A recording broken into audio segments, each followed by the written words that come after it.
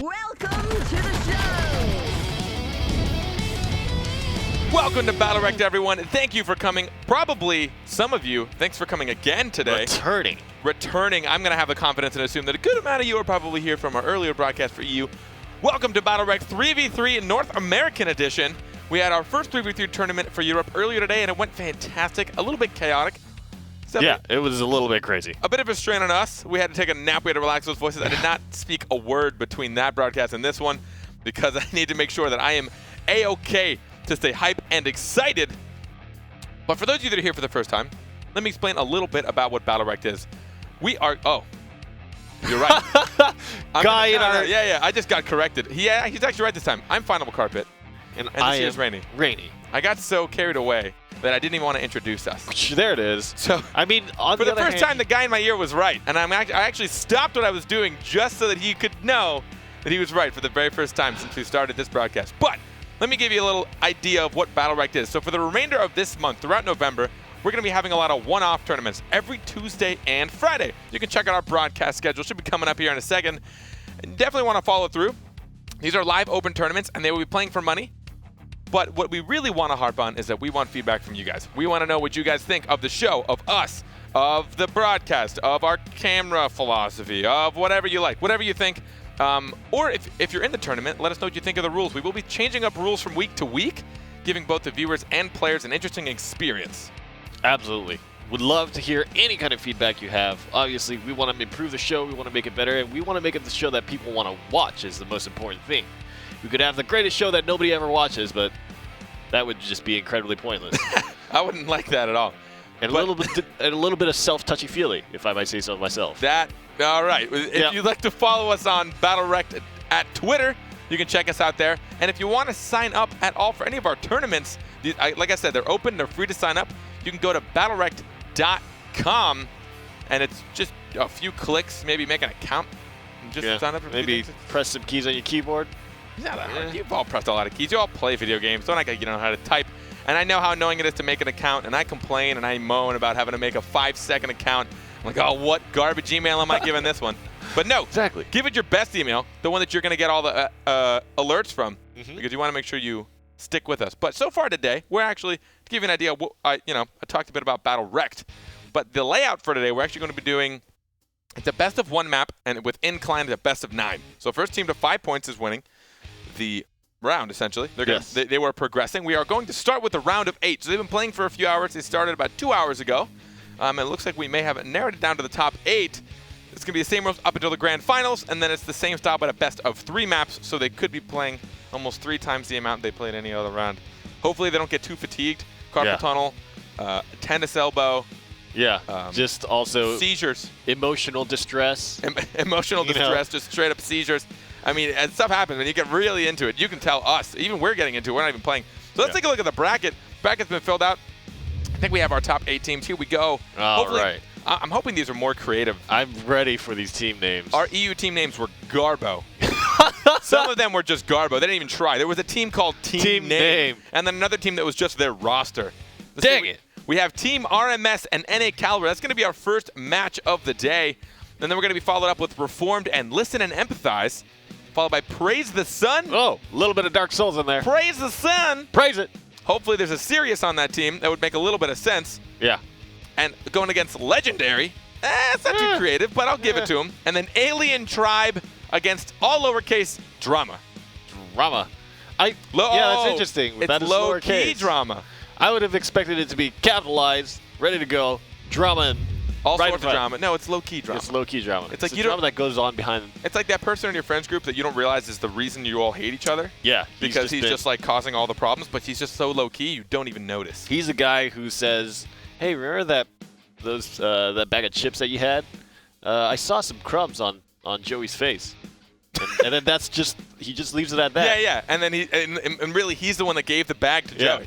Yeah, he's like, hey, these chips are yours. Yeah. He just caused all the problems. He's so low-key. And he watched as Joey sinned. Genius. And then he has the rest of the chips, and he's watching it as you guys hate each other. All right, so we're getting into the lobby here. Actually, this is pretty awesome. I know somebody on this team. Oh. Yeah, one of my good friends. He's actually from another game I used to play. Which one is the one you know? We're starting off with match number 2, apparently. Oh. That's yeah, we're gonna go skip ahead. There was a little bit of complication with match 1, so we're just gonna get started with match number 2. It looks like so. Oh yeah. So it's looking like I don't have the rosters up right now because I actually wasn't able to click it in time before that timer clicked all the way to 0. But remember, folks, this is for money. for money. How much money is it for? It's for good mounts of money. First Good place going mounts home. of money, did you Good say? mounts. Get Nice. it? Good. I did get it. Anyways, first place goes home with $200 between the three of them. Second place is going to go home with $100. And third place and anyone to 8th place, and also all top 8. Yeah. Basically everybody here. Everybody just that saw. we're going to see tonight is going to go home with a demonic steed. Demonic Steed. It's the European broadcast now. It is. Well, we've established that it sounds significantly cooler That's true. if you say demonic steed. $200 and the Demonic Steed. Look at that. That sounds so much cooler than what I said. God, I sound like a blithering idiot. It's okay. I I'm even a used their word blithering for idiot too. We're just two idiots on the desk, just watching some BattleRekt games and getting excited and flapping our hands. Flapping our hands, getting excited. I got to try and find. I just want to make sure I get this list of rosters to you guys because I want to make sure everyone knows what team is which.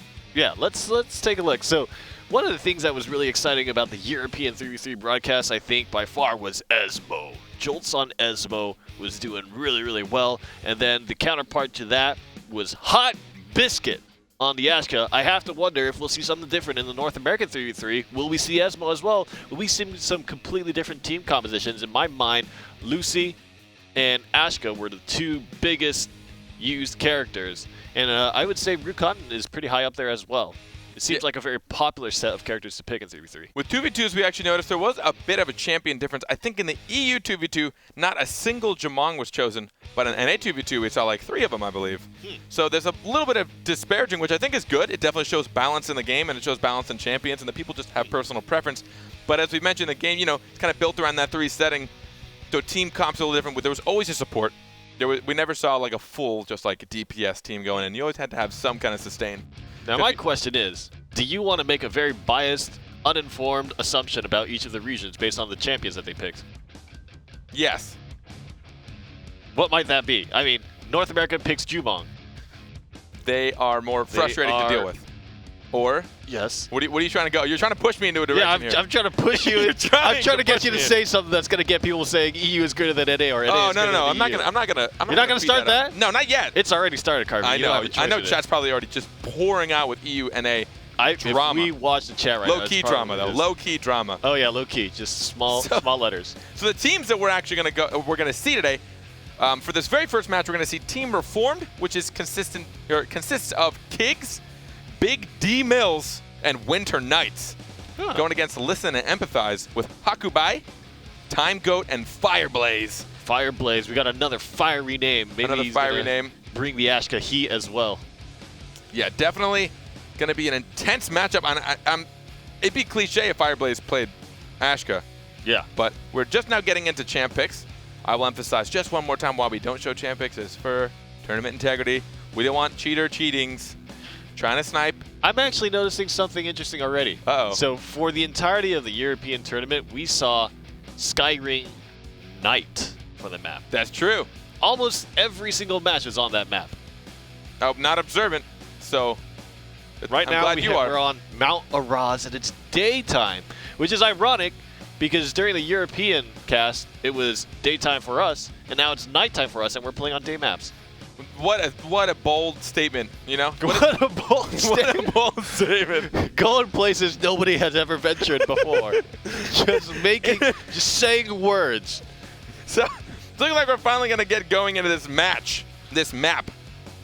Mount Araz. If I can correct this, Listen and Empathize going with the roster of Uldur, the double support, Uldur Lucy, with, there it is, the Jamong. It's happening. Oh, and Iva as well, a pick that we saw 0 of in the European 3v3. Now, we did see one Jumong in 3v3s. I believe they played Jumong Varesh. But in North America, their composition is going to be Uldur Lucy on that double support, plus a Jumong for a little bit of damage. And we'll see. Let's talk about the blue team composition here. Reformed. How do you feel like this composition might play out for them? I mean, it's pretty well balanced. You have a very high DPS, kind of mixed range, and she's got that zap. you know, she has the shield, she has the interrupt, she can deal with quite a bit. She also has, you know, her nice tractor beam. That's always fun to deal with. Well, yeah. Concussion shot. She has a good amount of CC. You can. Shifu's just going to go in there. He doesn't give a crap. He's just going to hop in. He's going to use the materials, his counters, and then on top of it, you have Paloma's other side to rescue him even more. Honestly, Paloma-Shifu combo works really well because Shifu can just forget about retreating. He doesn't even need to. He can just go in and keep wailing.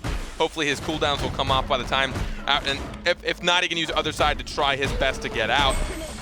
But I'm interested to see how this double support's going to go. I don't know if they're going to build them a little different. Maybe they might build one a little aggressive, or if they just want to sustain so frustratingly and let Jamong just rain down, blot out their sun. Let's take a look. We're going to follow the Shifu for a little bit. Reform versus Listen and Empathize. And here we go, Shifu already spending the counter and the immaterial just to get a little bit of damage. Nearly gets in cap, but avoids it somehow. Gets petrified up by the old door, and it looks like the fight is going to shift upwards towards the middle of the map. The blue orb, or rather the center orb, gets taken by red team. And it looks like, wow, double incapacitate for the Shifu is going to open things up a lot for Reform. And so much damage taken on the old door already. They're beginning big. Oh, the big petrify. There's an ultimate coming out. And that's huge damage from the Jumong. They have a little bit of time to try and figure out where they are, gather their senses, heal up a little bit. We're going to see them get just a little up, but red down to 33%. Old Or is being leaped on, but the Petrify has saved them so many times already. And again getting petrified. This guy needs to lay off the weed.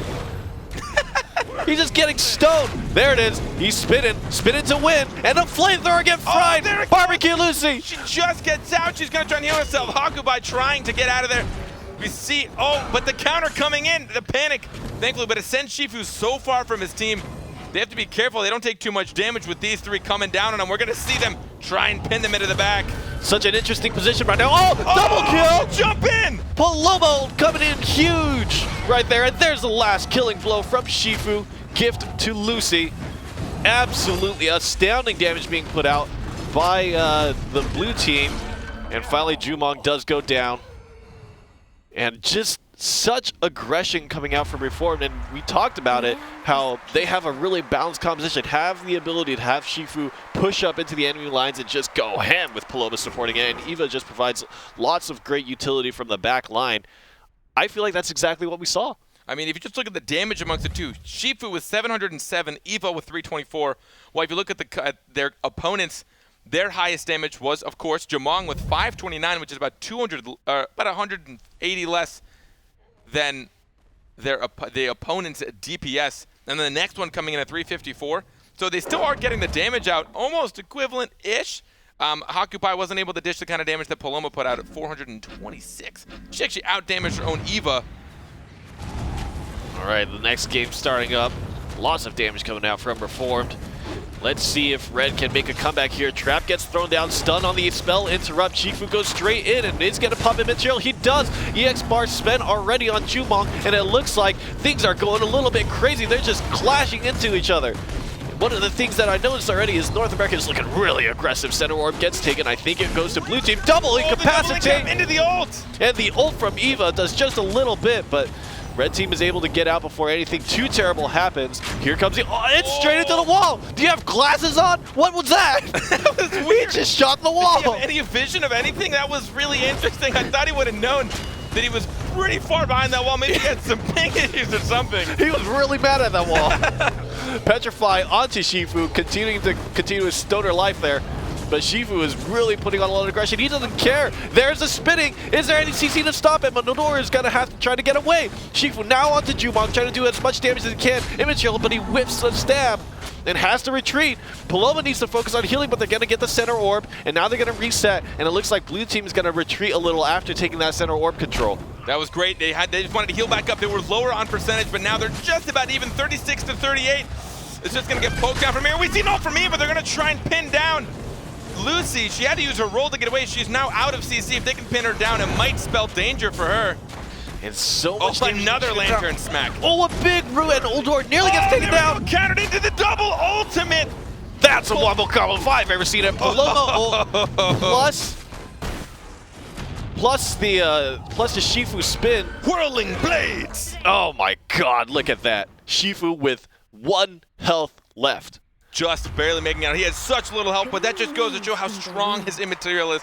Well, I really like that sick little skinny ass on weapon there. Paloma's what I don't like about monster. Paloma is when she gets MVP, her pet literally just blocks your teammate. Yeah. Why? She just likes to hog the limelight. What? Well, there's 2 of them. An so egotistical. Get double the credit.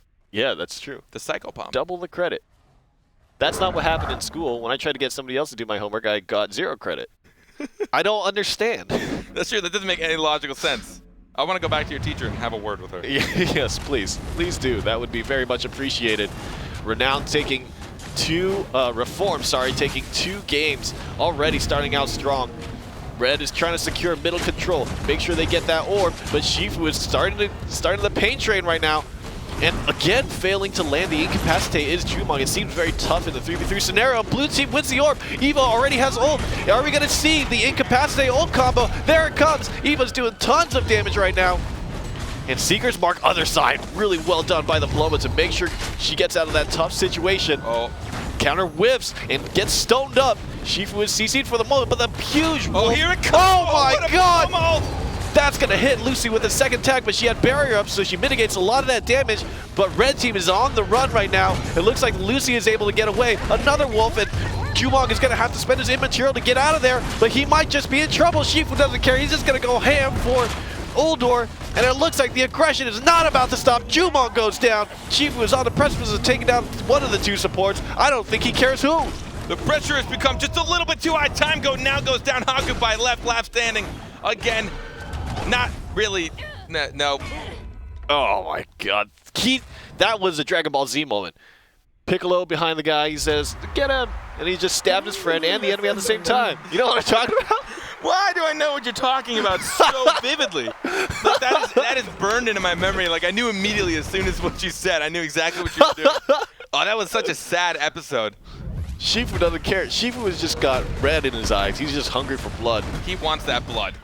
So Kicks. as far as the way that they're building their supports, Hakupai Time going with a double support, not as different as I thought. They're both still building pretty heal heavy. We see Rejuvenating Sam applies a renew effect, healing a target after 8. So stronger on the heal, and we see Lucy going with Healing Potion, heals allies for 4 bonus health. So they're both trying to out-sustain the ever-living crap out of their opponents. Because Paloma, as we know, she's not nearly as strong of a healer, but it doesn't seem to matter. Eva, keeping her distance and doing what she can, and even when she does hop in, she'll get a couple of shotgun shots off, hop right back out. And we already know that Shifu can just do what he wants. Yeah, Shifu has so much freedom, and you're right. You know, I think you hit the nail on the head. Shifu plus Paloma is so strong. Not only do you have other side to help you get out of space, the spell block is really useful in tight melee situations, as well as the fact that if things go bad, Paloma can actually just use EX space to get Shifu out of there. In a pinch. Oh, a big double stun, and Shifu uses that as an opportunity to go in. Are they going to stone him up? No, they don't have the bar to do it yet, and already Blue is pumping out more damage. Paloma, with the Soul Bind or the Soul Link, is just going to heal up the whole party just by shelling out heals. Hot.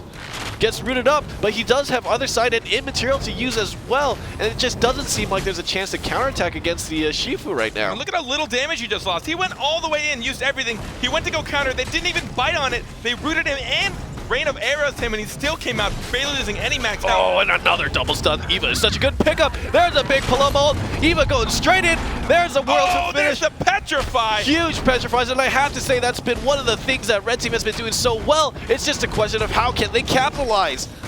Suppressing the damage as much as they can. Now, monster ultimate from Shifu. Man, as Shifu is doing so much damage right now and countered up. Got to give the stab to Uldor's back. And he's just trying to do what he can. Oh, huge combo coming out from the Jumong off the Petrify, but it might not be enough again. How many times has this guy spun? What am I watching? He just keeps getting his ultimate, building up the energy. Paloma! That was huge. Oh, man. I mean, that's orb control for you, boys. If you can keep that orb and just...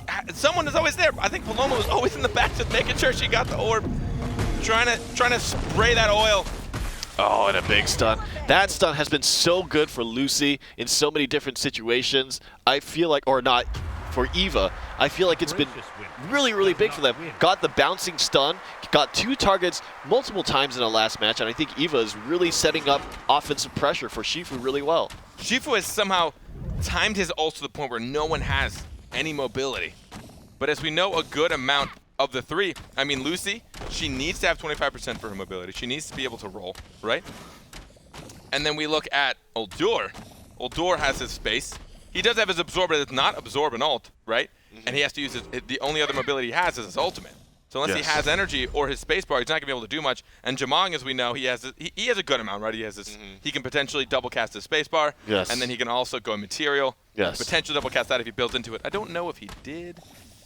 It would be the first right, and he's got Heartseeker instead, so that's the Black Arrow inflicts the bleed and the healing as well.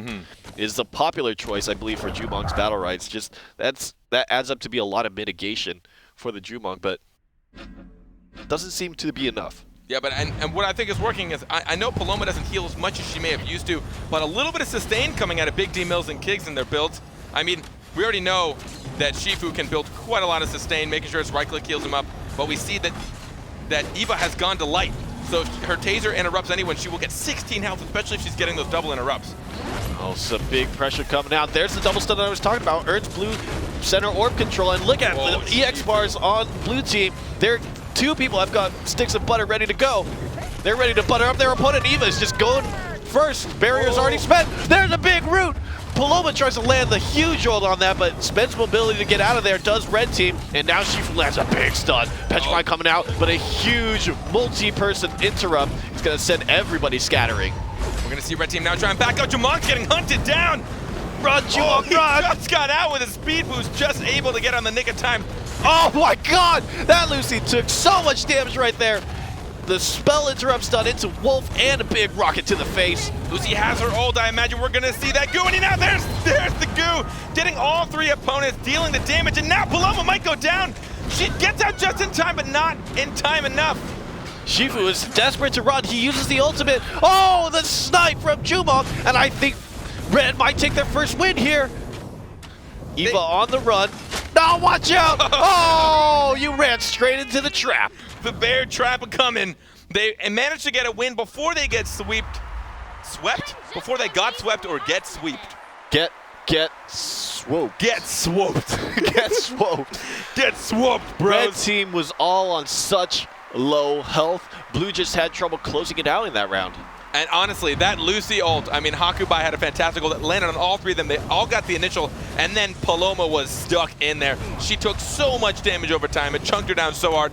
She had to waste her mobility, which could have done more damage to get out, and she still died anyways. Stoned up is Shifu again. Seems like the theme of the match that we're watching. And that's going to give Red a little space to do some damage. And Red is actually doing really well. They're pushing the health bars really low. Eva's nearly down already. Here's a big pull-up ult into the... Oh my god! What? Oh my goodness! Have you ever seen something do that much damage before? That was beautiful! The first pull-up ult coming... Oh, a double stun! My god! They don't care. They don't care that they're stoned up there. They're feeling pretty good about themselves. Nice other side. And this is just domination on the side of Reformed. I'm sorry, listen and empathize, but you are going to have to sit this one out, and I will eat my words if they come back from it. We've seen already a big comeback this morning, but it's looking real grim. This is not looking fantastic. Jamong does have his full energy bar, though. He's got quite a lot of butter to put into this, but as does Shifu. Oh, gonna push him back, trying to save the rescue. It's not looking so good for Time Goat. Time Goat's running out of time. There's a big stun. Oh, Shifu getting low, but Time Goat's just trying to stay alive. He's running around in a circle. There's a big wolf root. Jumong goes down, and now so does Uldur. And Reformed moves on to the semifinals, taking down Listen and Empathize. What a friggin' combo. We see the Paloma ult going down, nailing on two. Shifu just incaps them both, and they just sit there and take the damage from the last one, and then get immediately bursted down right after. That right there is what turned that match around. That combo, being able to deal so much damage, take so much of their max health off. It turned the tide for them in that last game. But I still got to give it a listen and empathize. I mean, they were able to take that win even after losing 4 in a row. They're able to come out and get that win. And I mean, they played well. It's tough. It's rough competition. It was. And I mean, but the combos they were able to do were just phenomenal. We're going to take a look at a cool replay. It was actually in Game 2 of that series. It's going to be a Shifu counter into a fantastic ult, which will eventually result in 2 deaths. He's going to get this counter. Look how little health he has. He still goes in, starts that ult right away, and then Paloma ults right on top of him to help support him in both health and damage. And then he's going to get this nice pull over to Old Door. He's going to go down, and it now leaves a 1v3 situation.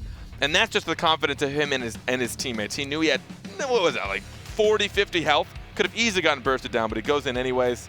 Yeah, we saw multiple situations where Shifu and Paloma coordinated their ultimates together, and I have to say, it isn't a surprise to me that Reform took that one home because they had so much coordination, not only in that very, very flashy moment where it was the incapacitate into the Paloma ult, but there was also Eva stuns being capitalized on, the spell interrupt, getting double stuns, shooting rockets, getting the Wolf on there as well. Just such good synergy between each of the players, and really, I think after watching the EU tournament as well, that's definitely the marker for success, right, is how well you can coordinate with your teammates' abilities and just chunk down health. Yeah, and they played it very well, but just for you, everyone watching, if this seems like a good time and you want to check it out, you want to get casted by me and Arthur here, or I guess I should call you Rainy because it's what I called you earlier today. It's okay. You guys will figure it out, context clues. You can sign up at BattleRekt.com.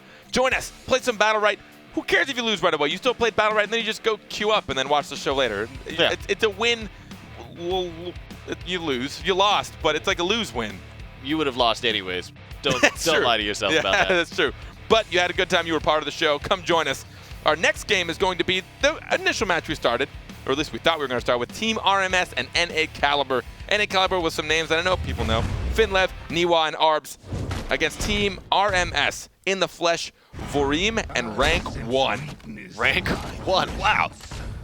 How is that guy supposed to lose? He's rank 1. How are you supposed to beat a Rank 1 player? This is going to be impossible. That's not even fair. Rigged. Why are they called Team RMS? Is that the names of the players? Team? No, it's not. I am just as disappointed as I was for counter every time. Yeah, counter every time really needed to trigger every counter. I was really upset when they didn't. Yeah. I wanted to see every single counter get procced. We're going to see this Rakan build the Wicked Strike. As usual, the silence. I'm not surprised, but I am happy as well. Both Rakans, actually, building the same one. A little bit of chaos from Niwa. He wants that panic blast. He wants to try his best to get that panic on as many people as possible. That pool was big, and here comes a rain of arrows onto Lucy. No, get out of there, taking so much damage, and that had to be bad for the Lucy there.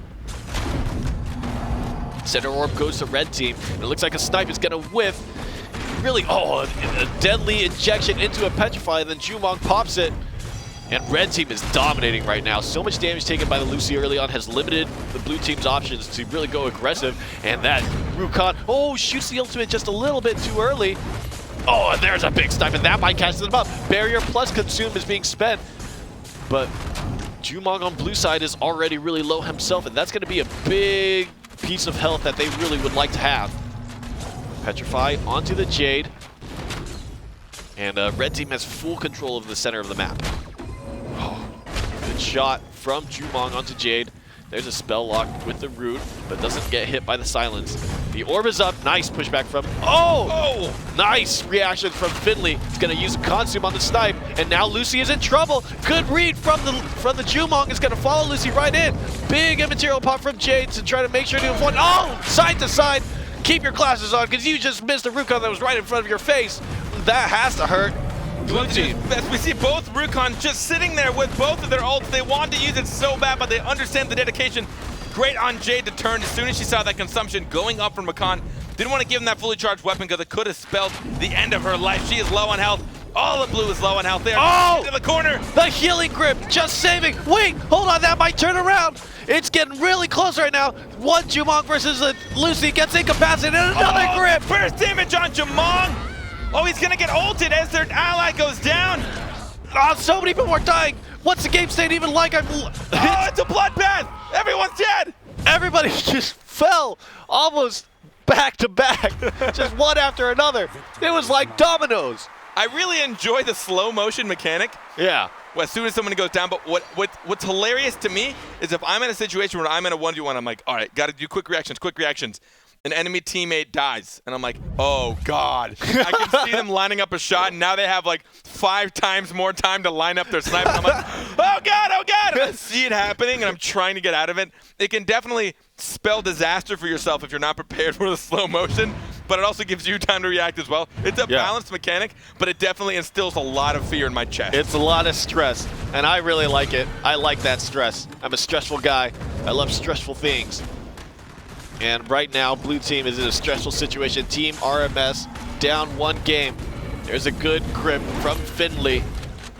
Constantly making good grips to save teammates and also initiate fights. And again, pulls a Lucy through. And Lucy's going to have to spend the roll. Gets silenced up and is now going to get ganged up on by Jade and Lucy. Not much damage being done. Meanwhile, oh my god! There's the damage. The Rukon takes so much damage in return.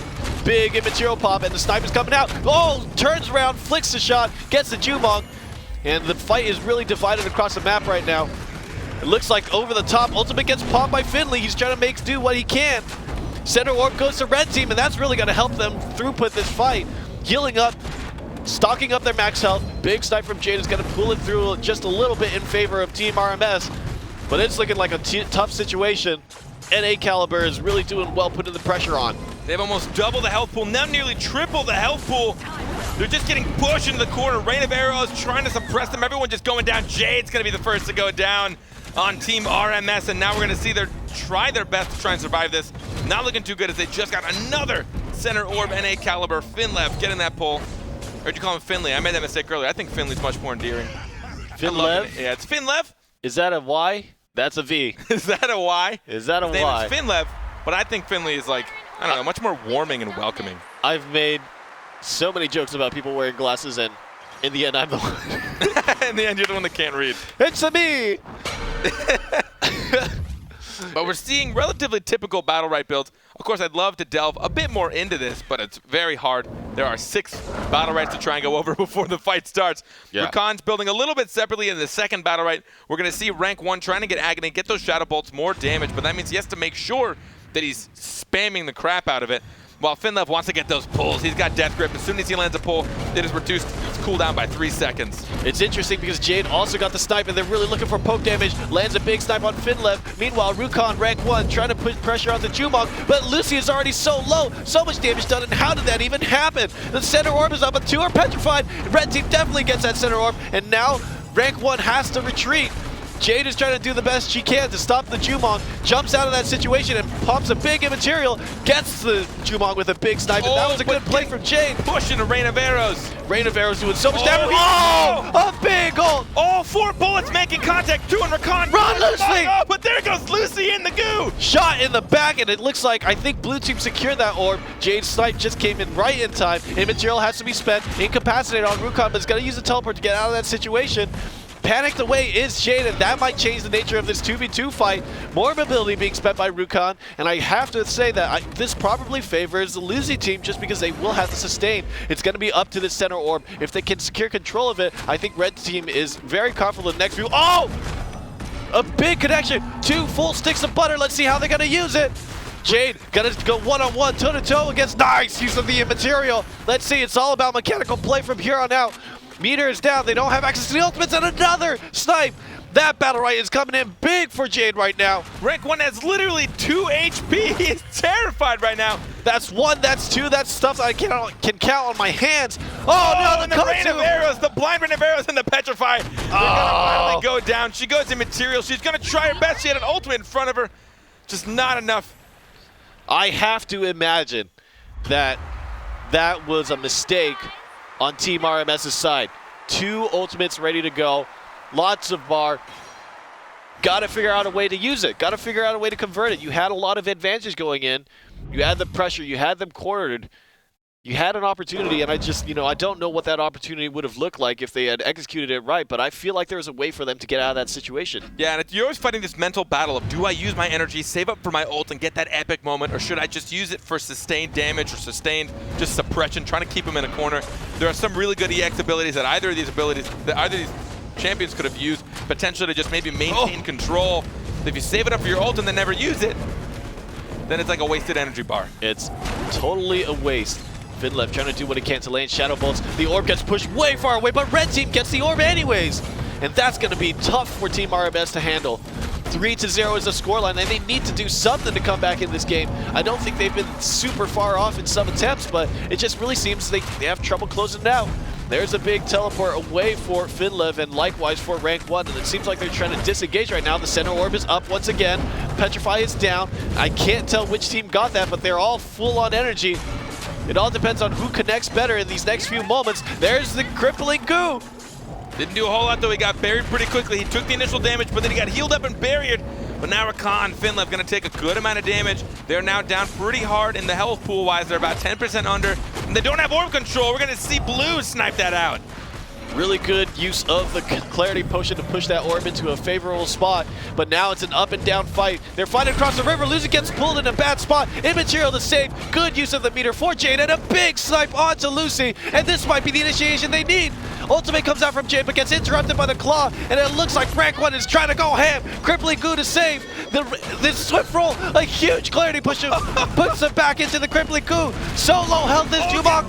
The barrier's done. The rain of arrows. It's gonna take the red orb for them, but 2v3 is gonna be a tough order to handle. I think Blue has done it. They've probably secured their first game. There's Toxic Goo. They need to make sure that rank 1 is protected right now. Consume. Oh, good use of the Consume for Finlev as well. Just making sure he doesn't get hit by the snipe. Oh, this is not looking too good. Watch out! Rank 1 is actually pretty low. He might actually be going in a little bit too aggressive, but no. In the flesh. He's gonna close it out. Gonna do his best. Oh, consuming that ult and then managing to finally get away. Oh, then pulled in by rank 1. Rank 1 comes out alive again, barely eking around. He loves having no health, man. Just that sliver left. Yeah. He's got cojones. I mean, when you think about it in that way, maybe he's just spending his health as a resource very efficiently, right? I mean, yeah. It's a resource. It is technically a resource. The last health point is the one that matters. As long as you're alive, you're doing max damage, right? I mean, that is a very good point. And it just goes to show, we've seen so many times players going in with very little health, but if they're able to get protected and they're able to keep that health, able to not lose that final hit point, they're still able to dish out tons of damage, which is where a lot of these turnarounds comes, because you're expecting a player like that to not come in. You're not expecting a player with 30 health to just dedicate to a crazy ultimate and just go all the way in. But then when you have someone like Lucy giving you a barrier and some heals, and then potential sustain from Rakan, he's able to heal up a little bit. But oh, we're going to see some good dedication. Rank 1 trying to go on Finlev early on, but he's going to heal that up pretty quickly. Rank 1 gets pulled in by Finlev, but there's a big root onto Jade. Has to use the rocket jump to get out of that situation. Snipe is going to whiff, but a big pull puts Finlev in a tough spot. He's going to have to spend Consume and teleports away, spends a little meter to get out of that situation. Good clarity potion is going to eliminate the incapacity. Really good timing on Furime. Ooh, almost got the pull snipe combo, but Finlev gets out just in time. The next orb is up, and I think if Blue can get this, they're in a really good spot. Nice, and they will secure it, and I think they're going to look to push in soon. They have good meter advantage. The timing is nice. They've lowered down the health levels of Red Team a little bit, and they can start pushing some max health if they go in. Meter spent again on the immaterial, and I really think that's the right choice. It's very efficient use of Jade's meter. The ult is going to be really difficult to land a lot of, especially in the midst of a battle, but hopefully after everyone's expended all their resources, she can hope to land a nice ult. She did earlier in the series. Oh, we're going to see an ultimate pull in. Watch out, Jumong. Crippling Goo is going to help the Lucy survive just a little bit. Lucy gets pulled in. There's a big stun. Immaterial to save up a little bit, and Lucy is going to be able to heal up to full again. But Red Team, I think, bought back a little bit of ground. Watch out for the snipe, and I think Red Team got it. Got the orb again. And look at the health levels. All of a sudden, Red Team is looking really healthy, and Blue is looking really measly right now.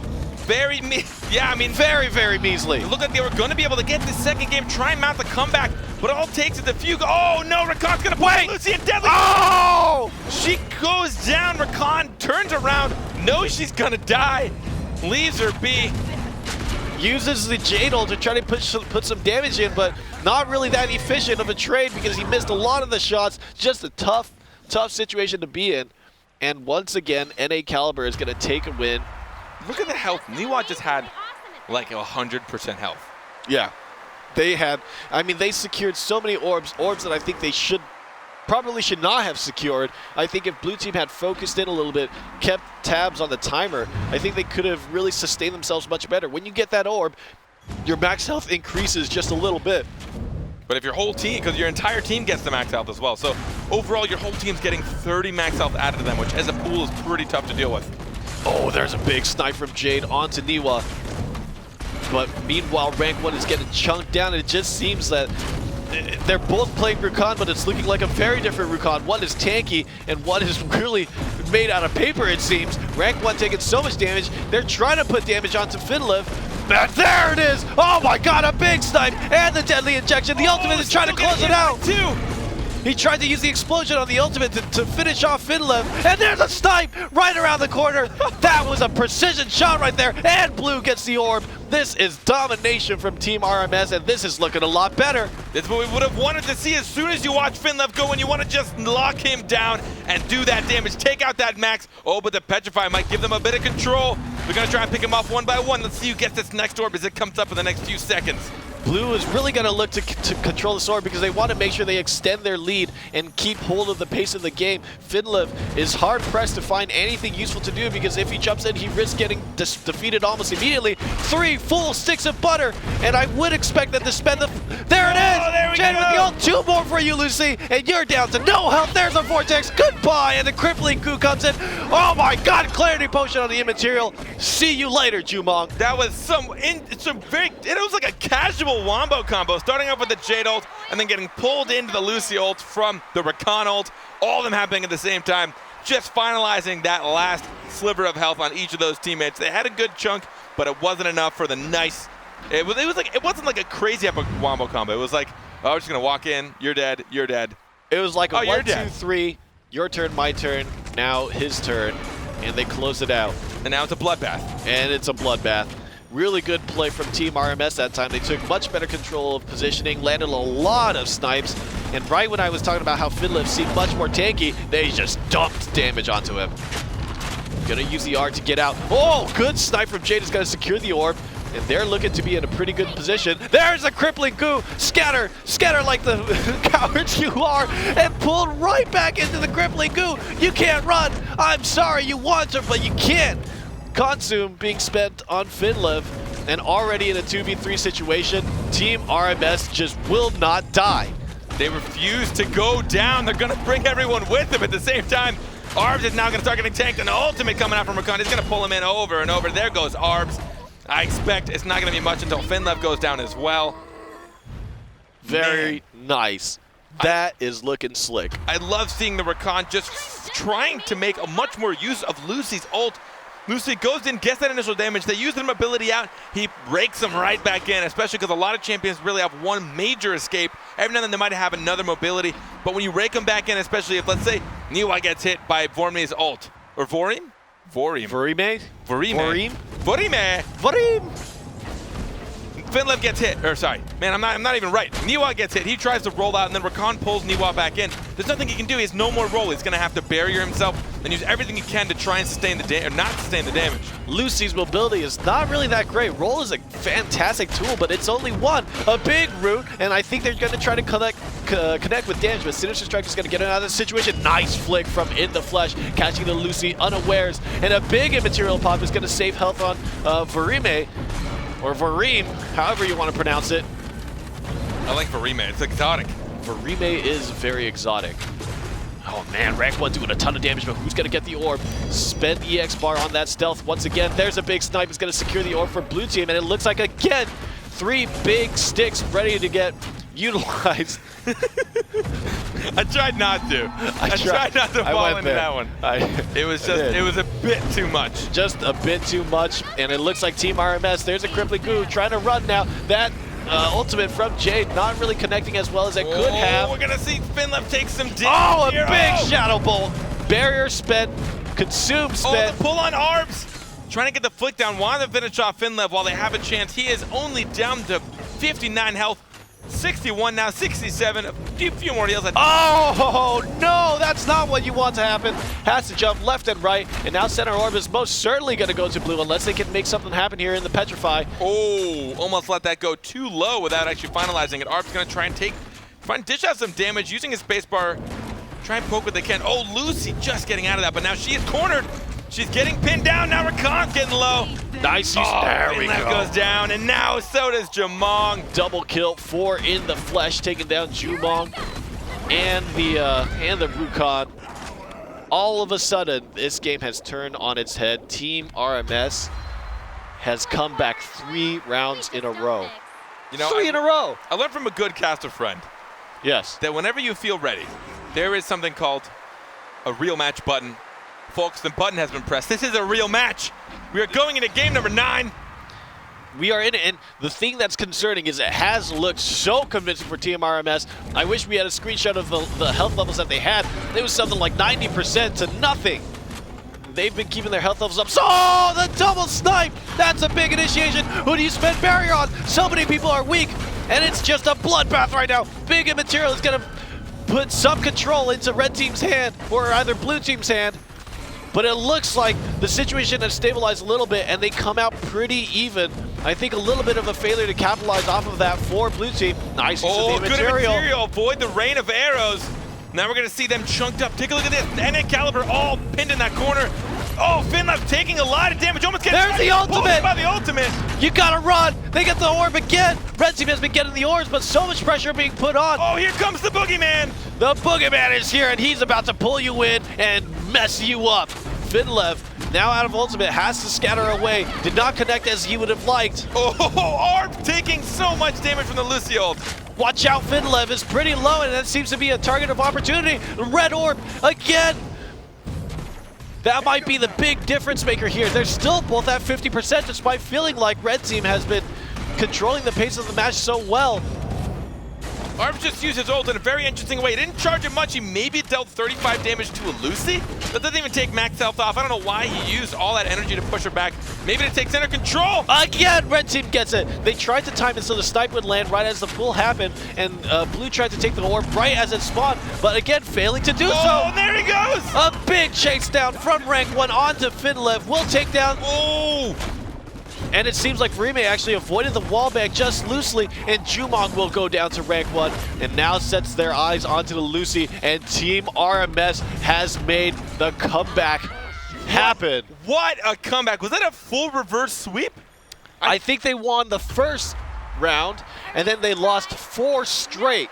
and then they brought it back 4 straight to answer. They brought it back to town. My God, what a comeback. Congratulations to moving out of the semifinals, Team RMS. But I don't want to take anything from NA Caliber. They did so well in the middle of that series. They took those 4 games so promisingly. They ended a lot of those games with almost 50% health. But I don't know what happened toward the end. It looked like Team RMS just had their number. They were really able to take it to them. What was interesting to me was blue Team RMS was doing so much damage, but red team was getting the orbs. That was really holding them into the game. Even with the orbs constantly being eaten up by red team, they were still even on health. And then finally blue made that big connection, bursted down the health, and took the kill. And that was really what changed the situation around for them. And they did a good job of not letting FindabLekt come in and just dish out damage. As soon as FindabLekt dedicated in, he'd actually get bursted hard. He got CC'd. That was an adaptation that was very good from Team RMS, which I think was hurting them before. It's easy to get scared by a Rakan and just kind of scatter and try and stay from damage. But if he doesn't have any abilities to get out, doesn't have his R, doesn't have his consume up, it's not going to do much. But we're going to take a look at a replay. It actually happened in Game 6. It's going to be a team fight. It started with blue climbing back into the game, and Jade's going to hit all 4 shots with her ult, which is incredibly hard to do at skill levels of this caliber in BattleRekt. 4 shots from Jade's ult is 115 damage, I believe. It actually got nerfed a little bit, but it still does a ton. 2 shots for Jumong, goodbye. 2 shots for Lucy, and a little cherry on top from his teammate, and that, look at that. And then followed by Lucy ult. That is the triple ult I was talking about, that wombo combo. We get all of the damage from the Jade ult just to start chunking them, and then we see a Lucy ult come in, and then Rakan pulls them all into Lucy's ult. That Lucy-Rakan combo, that's just something I didn't really think would work as well as it has been, between like utilizing those ults together, pulling them into Lucy's ult, and then just also yanking them with your claw. Really fun combo to see, and it dishes out quite a bit of damage. Lucy Rakan is very, very, very tanky. Very tanky and really kind of high damage as well. There's a lot of things that you can do in terms of pulling them in, rooting them, hitting the deadly injection, and popping the silence. It's going to be really effective if you land all of that. Yeah. I think that it's proven to be one of the better compositions in the game so far. I mean, we've seen a lot of pretty much just Rakan play in general, and a lot of competitive between 2v2 and 3v3. He's quite a strong player. But let's take a look at what we've gone through so far today. We're going through the quarterfinals, and I believe we've done 2 games so far. We had to swap the 2. Actually, we'll take a look in a minute. I believe. What is our next match going to be? What are these teams are going to be going to? Do you know? Do you know, Rain? I have no idea, but I think I'm going to need to restart the client. Having a small technical issue on our end. It happens, folks. We do what we can. I believe this is going to be Praise the Sun and Legendary. Praise the Sun consisting of Averse, Outcast, and Sketch. I believe Averse took our 2v2 championship, if I can recall. Legendary consists of Reap What You Sow, Ninjas, and Jeffy. I'm just going to call him Reap. I hope it's not a huge issue. So we're going to take a look at what we've seen so far today.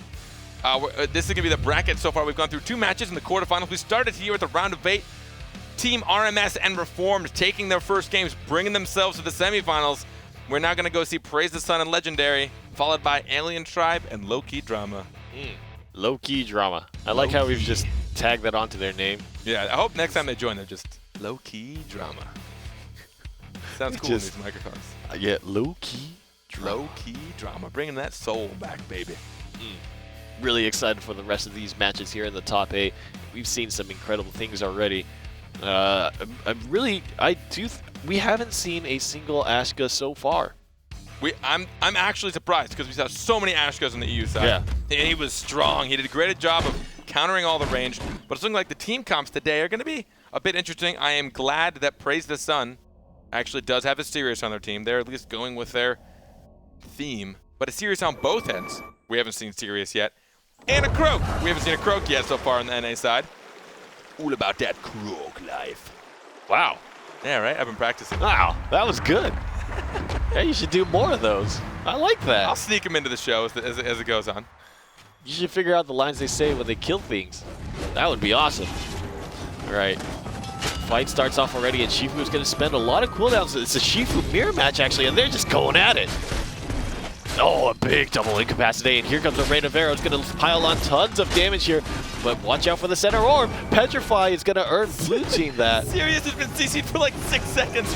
He got petrified, he got incapped, sat the whole duration, and then got petrified right away, leaving him out. But his team still managed to dish out damage and not take any max hits. Yeah. Oh, there's a big Sirius ult, double incapacitate. Good mitigation. Watch out for the deadly and poison. And there's a counter Sirius ult. You're rooted up. Goodbye, you can't counter that, I'm sorry. Oh, but hold on. There's the spin. Oh, man. And it really looked like Red Team was doing incredibly well up until that point where the counter Sirius ult came out with the root on top. Shifu evaporated, and then the other Shifu just started spinning, and that was the end of that. What was great is Sirius just stared Shifu in the eyes at point blank and then just solar beamed his entire body. Praise the sun! Praise the sun, everyone. Praise it! There's not much he could do about that. You can't counter it. He had no rare material. He just tried to wail at him as much as he could. Stop it! But Stop! it actually heals Sirius up way more than a simple left mouse button will be able to do from Shifu. And he just slowly burns up in the light. Burns up in the light. Really good win from Praise the Sun in the first game. Big Petrify does land, and Shifu was trying to put out damage into it, but I think the shield really hurt them more than it helped. There's a counter, not actually proc, incapacitated, but in the rate of arrows, and I think Sirius is taking quite a bit of damage, but it's going to weaken up the Shifu. Center orb goes to blue, and this might be a big counterattack opportunity. Counter does get procced for Reap What You Sow, and here comes an ultimate. Jumong is in trouble. Oh, he gets taken down. He took nearly the entire ultimate. That is. Oh! He knew the counter was coming out, spent the ultimate on it while he was rooted from the counter, and landed big damage and really answering back very strong. There's a big Sirius ult. Oh man, Sketch is in a tight spot. He's gonna try and pin them down while he can and go. Uses the material, try. Oh, he's now blinded. He's now totally caught up. Wow. He's gonna go down. A little too much damage from 3 people, which is totally expected. Legendary gonna take that win. Talk about an aggressive composition. Triple melee champions picked up, and just straight damage, straight aggression, all the time. It really is, and I imagine we're gonna see Sirius build relatively heavy on the damage as well. He is. He went Celestial Cycle in his second BattleRekt, which essentially, if he lands his R, his Prismatic Strike, it will fully recharge his weapon, which also has a weaken.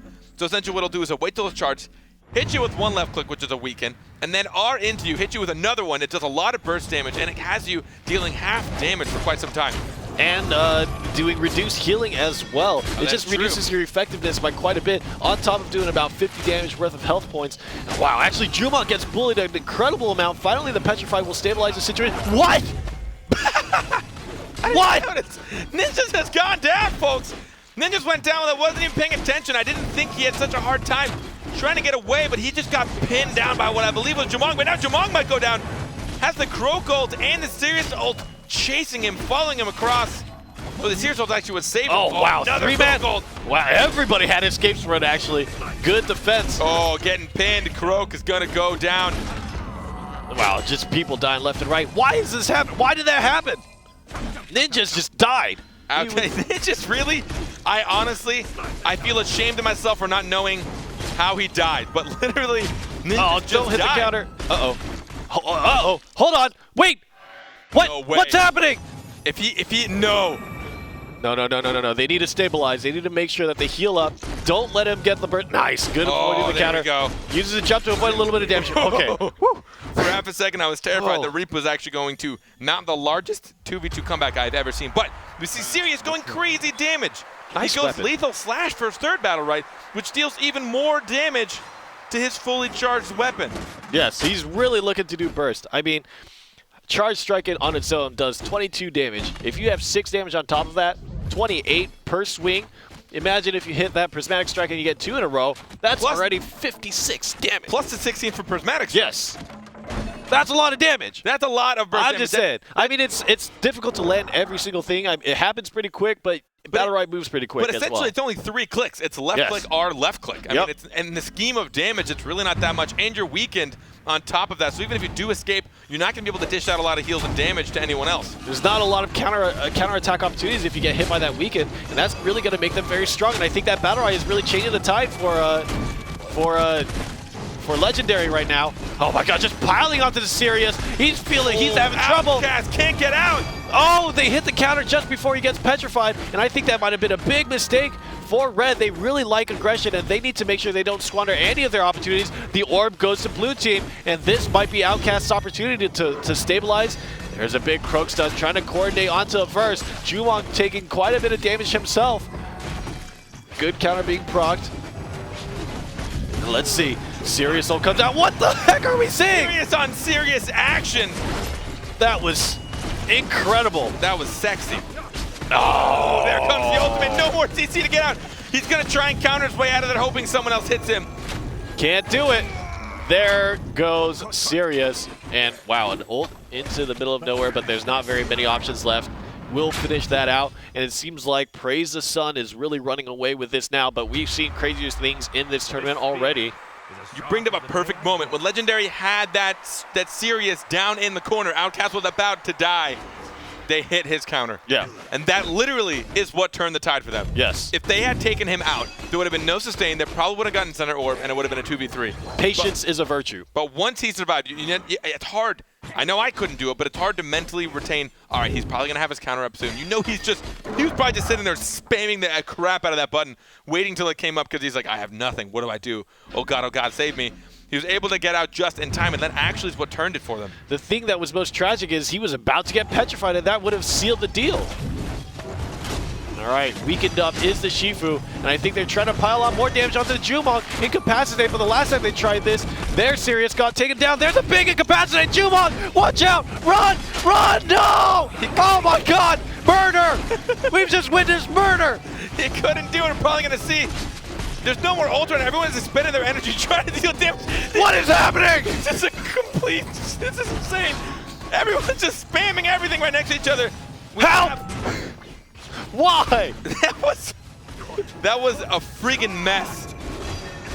Oh my chop, goodness. chop. Oh, it's a double chop. Oh, that was a cross kill actually. But Sirius is too low on health, I think. It's going to be tough to mount the comeback. Oh, and he takes all the damage from that ultimate. He's going to try and get out of there. Double incapacitate is making things look a lot more real. And the Shifu is really low on health. He misses his snap trade. Will win out that trade. But Sirius has capability. Oh, nope. Gets shut down by the Croak cell. Wow. I can't believe. I mean, that looked like a cleanup moment for Legendary, but they nearly lost control of it. I really think that they play aggressive at the start, but after you secure the 2v3 situation, back it up. Just back it up, because you do not want to be the feature of a highlight clip. I mean, you do, but you don't want to be on the wrong end of that one. You don't want to be on the I just got wrecked. Oh God, everyone just saw that end of the highlight clip. Absolutely, immaterial being spent on the trap there. Oh, a big incapacity, but a counter incapacitate, and Sketch is going to take a lot of damage. Again, this red team is so incredibly aggressive. Look at this. They're just clicking. They're literally open palm smacking their keyboards. This is a cleaving fest. Oh! Oh my God, the damage! Look at that gore! Oh my God, Mulch completely destroyed all that, taking the full ult from Croak. This composition is R-rated. What are we watching? This is insane. Oh, can he get the stun? He gets incapped out of it and weakened. Jamong. Don't even bother, Jamong. Chop, chop, chop, chop, chop. Ah, chop, chop, chop, chop.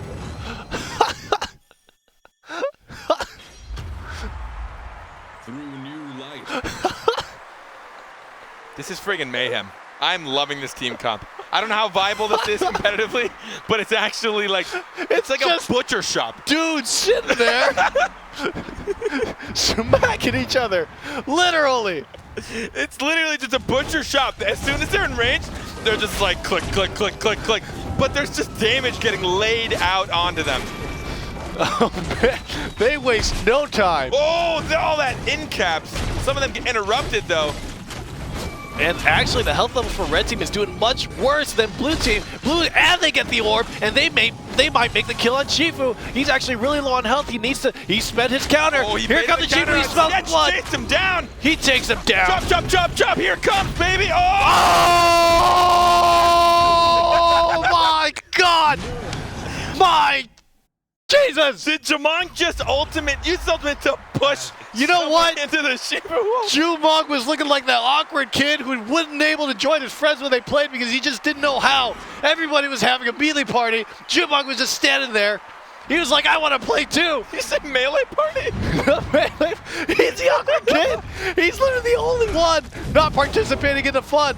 He's sitting there blinking away his rubber arrows. But he got the ultimate, pushed him into the Shifu, and chop, chop away. He deals so much damage. Absolutely incredible. And Praise the Sun is now on the verge of closing this one out. But they need to keep it together because right now Jumong is getting bullied out. They're really going for him, and there's a stun. Weakened up. This could be it. It could be over for the Jumong, but he actually does get healed up. Oh. Watch out, Sirius. The counter. No patience. Hits the counter. Blue goes down. And I think red is going to focus up and close it out. That laser is doing so much of nothing. Oh no, there it goes. Yes, Shifu's going to go down. That is going to be a 3v1. Ninjas again, barely getting out. They procced that counter again. Just before he got out, I mean, I couldn't imagine keeping track of his ability with the absolute mayhem we've been watching. Jeffy. What a name, Jeffy. That is just seeing the MVP show up like, Jeffy. It's so good. We are now going into It's down to the wire, man. Another game 9. Is it going to be Praise the Sun or is it going to be Legendary? How many wrecked rubies are at risk right now? So many wrecked rubies. Too many of them. Oh, Jumong is being chased down. That's double connection, double the trouble. He's blind, he's incapacitated, and he's dead. Oh, that was so fast. It's been like 20 seconds. He's already down. Now we're going to see Legendary just try and lay on the damage. The only thing left of him was a measly little 25% energy orb. Nobody wants that. Oh, we're going to see some good constellation. Oh, ninjas. Ninjas! Ninjas just getting out again! You've run so— oh, the double incap! We're in a 2v2, boys! It's not over! Counter does get proc, and now they're trying to fight for center orb. Red is gonna get that. Here comes the ult. Your immaterial's out! He's gonna get stunned up. He tried to use the jump on the spear to avoid that damage, but I think it was timed a little poorly. Wait! Don't get chopped! That's not what's supposed to happen! He's immaterial, but he has like literally no health. He goes down! Oh no! The banana whiffs! But now it's only Jeffy available, and I think that Praise the Sun is about to take it. He does get the orb. He has a full stick of butter, but what are you gonna do with that butter? What are you gonna cook? There's nothing. Big stun. Jeffy's trying real hard. And I don't know if it's gonna work out for him, but he's trying. He gets the orbs. He's weak and he gets another ultimate. There's a camouflage. It was a juke. What? He actually used it. He went off the map to make it double the time length if he'd be out. And down will go Jeffy. Wait! No! He gets the orb again. Oh. There it is. Jeffy.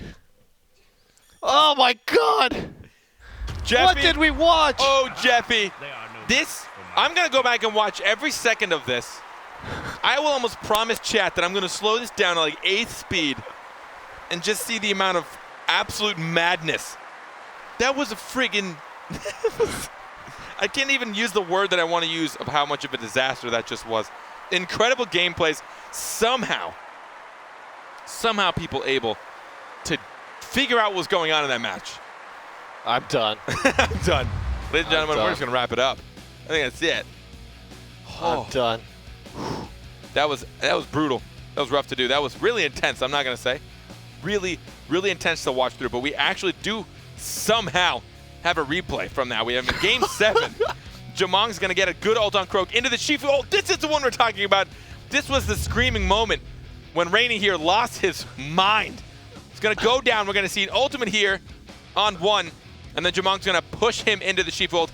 Get back in there. Chop, chop, chop, baby. There it comes. All the damage. The right click to finish them off. Beautiful.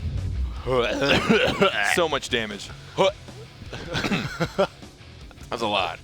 That was a lot. I mean, we don't see it often, but when you line them up and you get the one big, I think dragon. What? Berry. Dragon. It's something over the top. Dragonberry. What's it called? We're gonna go Dragonberry. The dragon ult. The dragon ult lined him up, got the double stun into the chop, chop, chop. If you guys are enjoying this show as much as we are, you should follow us. That right there. Oh, they can't see, but I know a dude there. You should follow us on Twitter at BattleRekt. Feel free to follow us right here on Twitch if you want to watch this show, The Mayhem. We will be doing this every Tuesday and Friday for you guys. We're going to be doing so much BattleRekt, at least for the remainder of this month. So we much. We might narrow it down. Maybe a longer broadcast on a single day. We're going to go insane by the end of this because it's just going to be BattleRekt all the time. Look at that. So many times that we're doing Look at how BattleRekt. much we're doing it. Every Tuesday, every Friday. One for you, one for Andy. We don't want to leave any regions out. We want to make sure you all feel part of our Melee party. We don't leave anybody out. We don't have that weird kid in the back. Yeah. We're all the weird kids. I mean, he came in big. It was like a comeback movie where the kid was, you know, getting the bullied in quiet school. one, yeah, and then he just beats the crap out of his bullet. And then in Napoleon Dynamite fashion, he just, and everybody's like, all of a sudden he's the cool kid. I know you're ugly, but we love you now. We're going to go into game now. We have everyone ready. We have our team caps and our first Ashka and our first Bako and our first Freya. Enda. That guy was a great Blade and Soul player. Oh, was he? Yeah. He was fantastic, and now he's playing support on that Lucy. He's going to get weakened up, and it looks like he's the target. And this is the first time we're actually seeing a Freya being played in BattleRekt in the 3v3s at the very least. Oh, a big snipe. Double stun for the answer, though. And it's looking to be a tough situation now. Blue has actually lost a lot of health, and the sustain already. The sustain was too good. We finally see that Ashka come out. That was a really popular pick in Europe, but it's the first time we're seeing it in North America right now. The ultimate, where are you looking? That's the wrong way. Why are you doing this? Oh, get slapped. Oh, no. Oh, there's so much to double. Oh, my God. One push into another. She's going to hold down into the middle. She doesn't have much of a shot on this one. Yep, she blew it all, jumping into the center of the arena. That's all that's left of that Jade, right here. I mean, we talk about the shielding capabilities of just the Lucy Bako combo. Between Barrier and War Shout, 90 shield. 90. 90 shield on a single individual. That's more than 50. I am only remembering 50 because I'm pretty sure that's 40 more than 50 to do the math right. And not only that, but War Shout affects you and all your allies. So you and your buddies. And all your buddies. Yeah. If all three of you get that, if my math is correct on this, that is the total of 120 shield just from War Shout, plus another 50, that's 170 shield in a matter of a few clicks. And that's big. Petrify onto the Bako. Clarity Potion is being spent on that. Good use of that Clarity Potion to keep him out of CC. And now he's going to get the wall bang into the stun. Why did he heal him? Or is that the other heal? That was his own, maybe. Tries to go for the Mario, but it's going to miss it in a tragic, epic failure. But trying to control center orb as well. Ultimate is being spent on that. Don't shoot into the bulwark, you're just hitting yourself. And it looks like the Baco has actually lost a lot of health and has to jump out of there. And I think it's really tough. He spent a lot of cooldowns, but didn't get too much value off it, and all that time he was just getting beat up.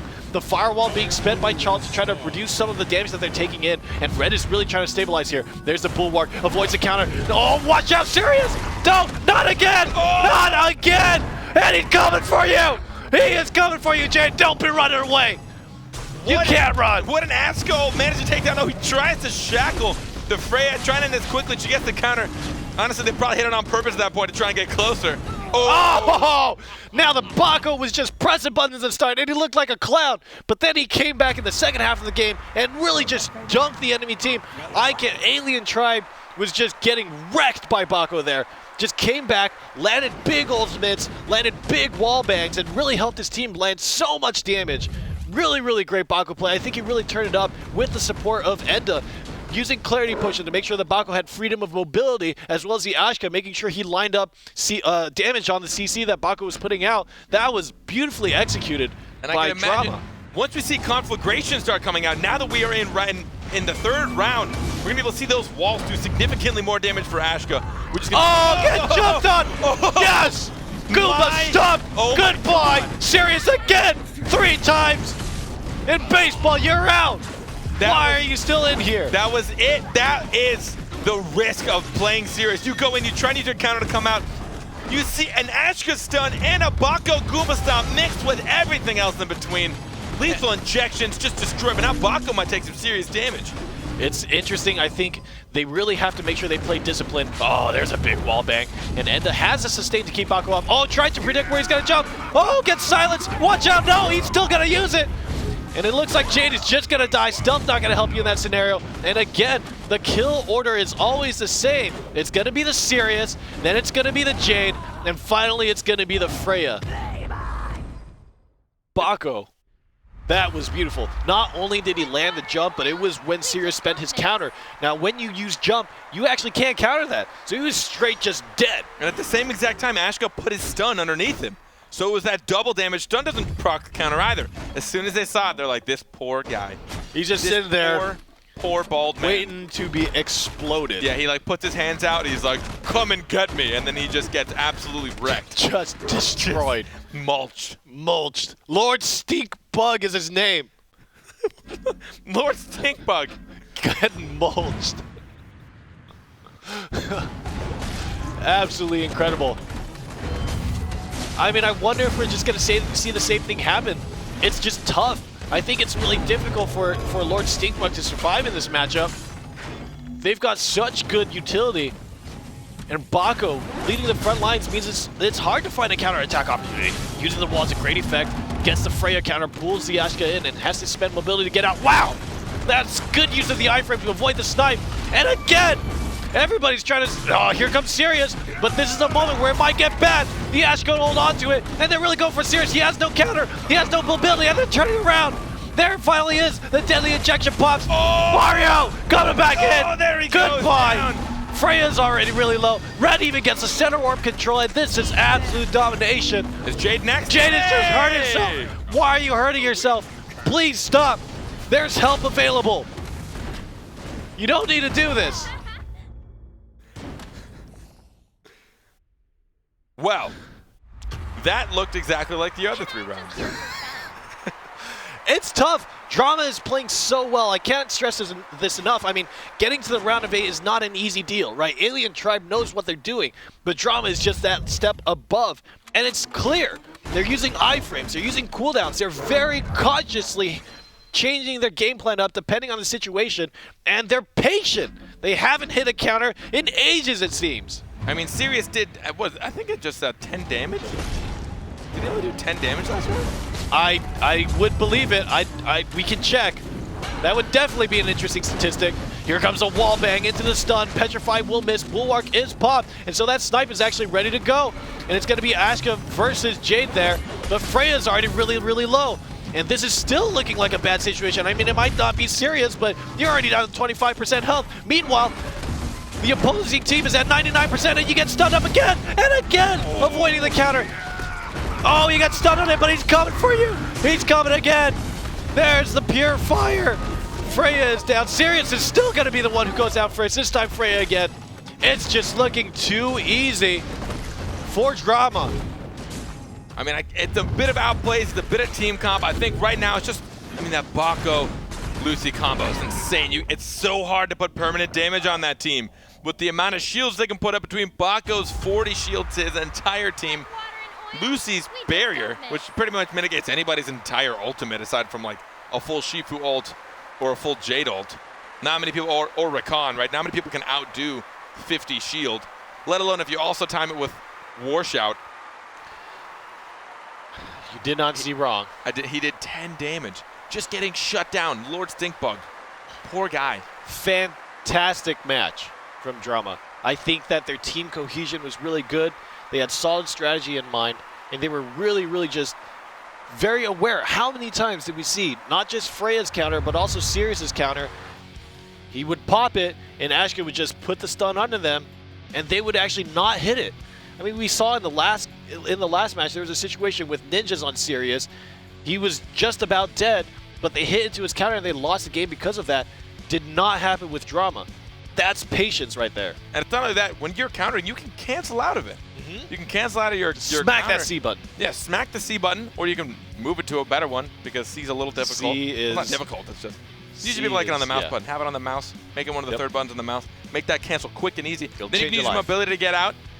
I think with some you can even use mobility during the counter. But either way, you just when you sit there raising your hammers in the air, and then you just see this giant fiery goodness happening underneath you, you might want to get out of it. You might want to run. You might want to run. But Rating 101. Him and Sirius and Freya both took a lot of damage in that way. But we're going to take a look at a replay of that game. It's looking like this one was in Game 2, an Ashka ult for a kill, followed up by a Bako ult for another. This combo right here, we're going to get the two. Oh my god. Too much damage. Sirius goes down. We now see Jade not doing so well. She tries to get away, but the Bako AoE is able to finish her off. Nice. Bako's ult is a two-part ult. He's got the charge, and then he's got the slam. And the slam got Jade. He's going to do the slam regardless of what happens, and that was the one that took Jade down. Drama is looking good.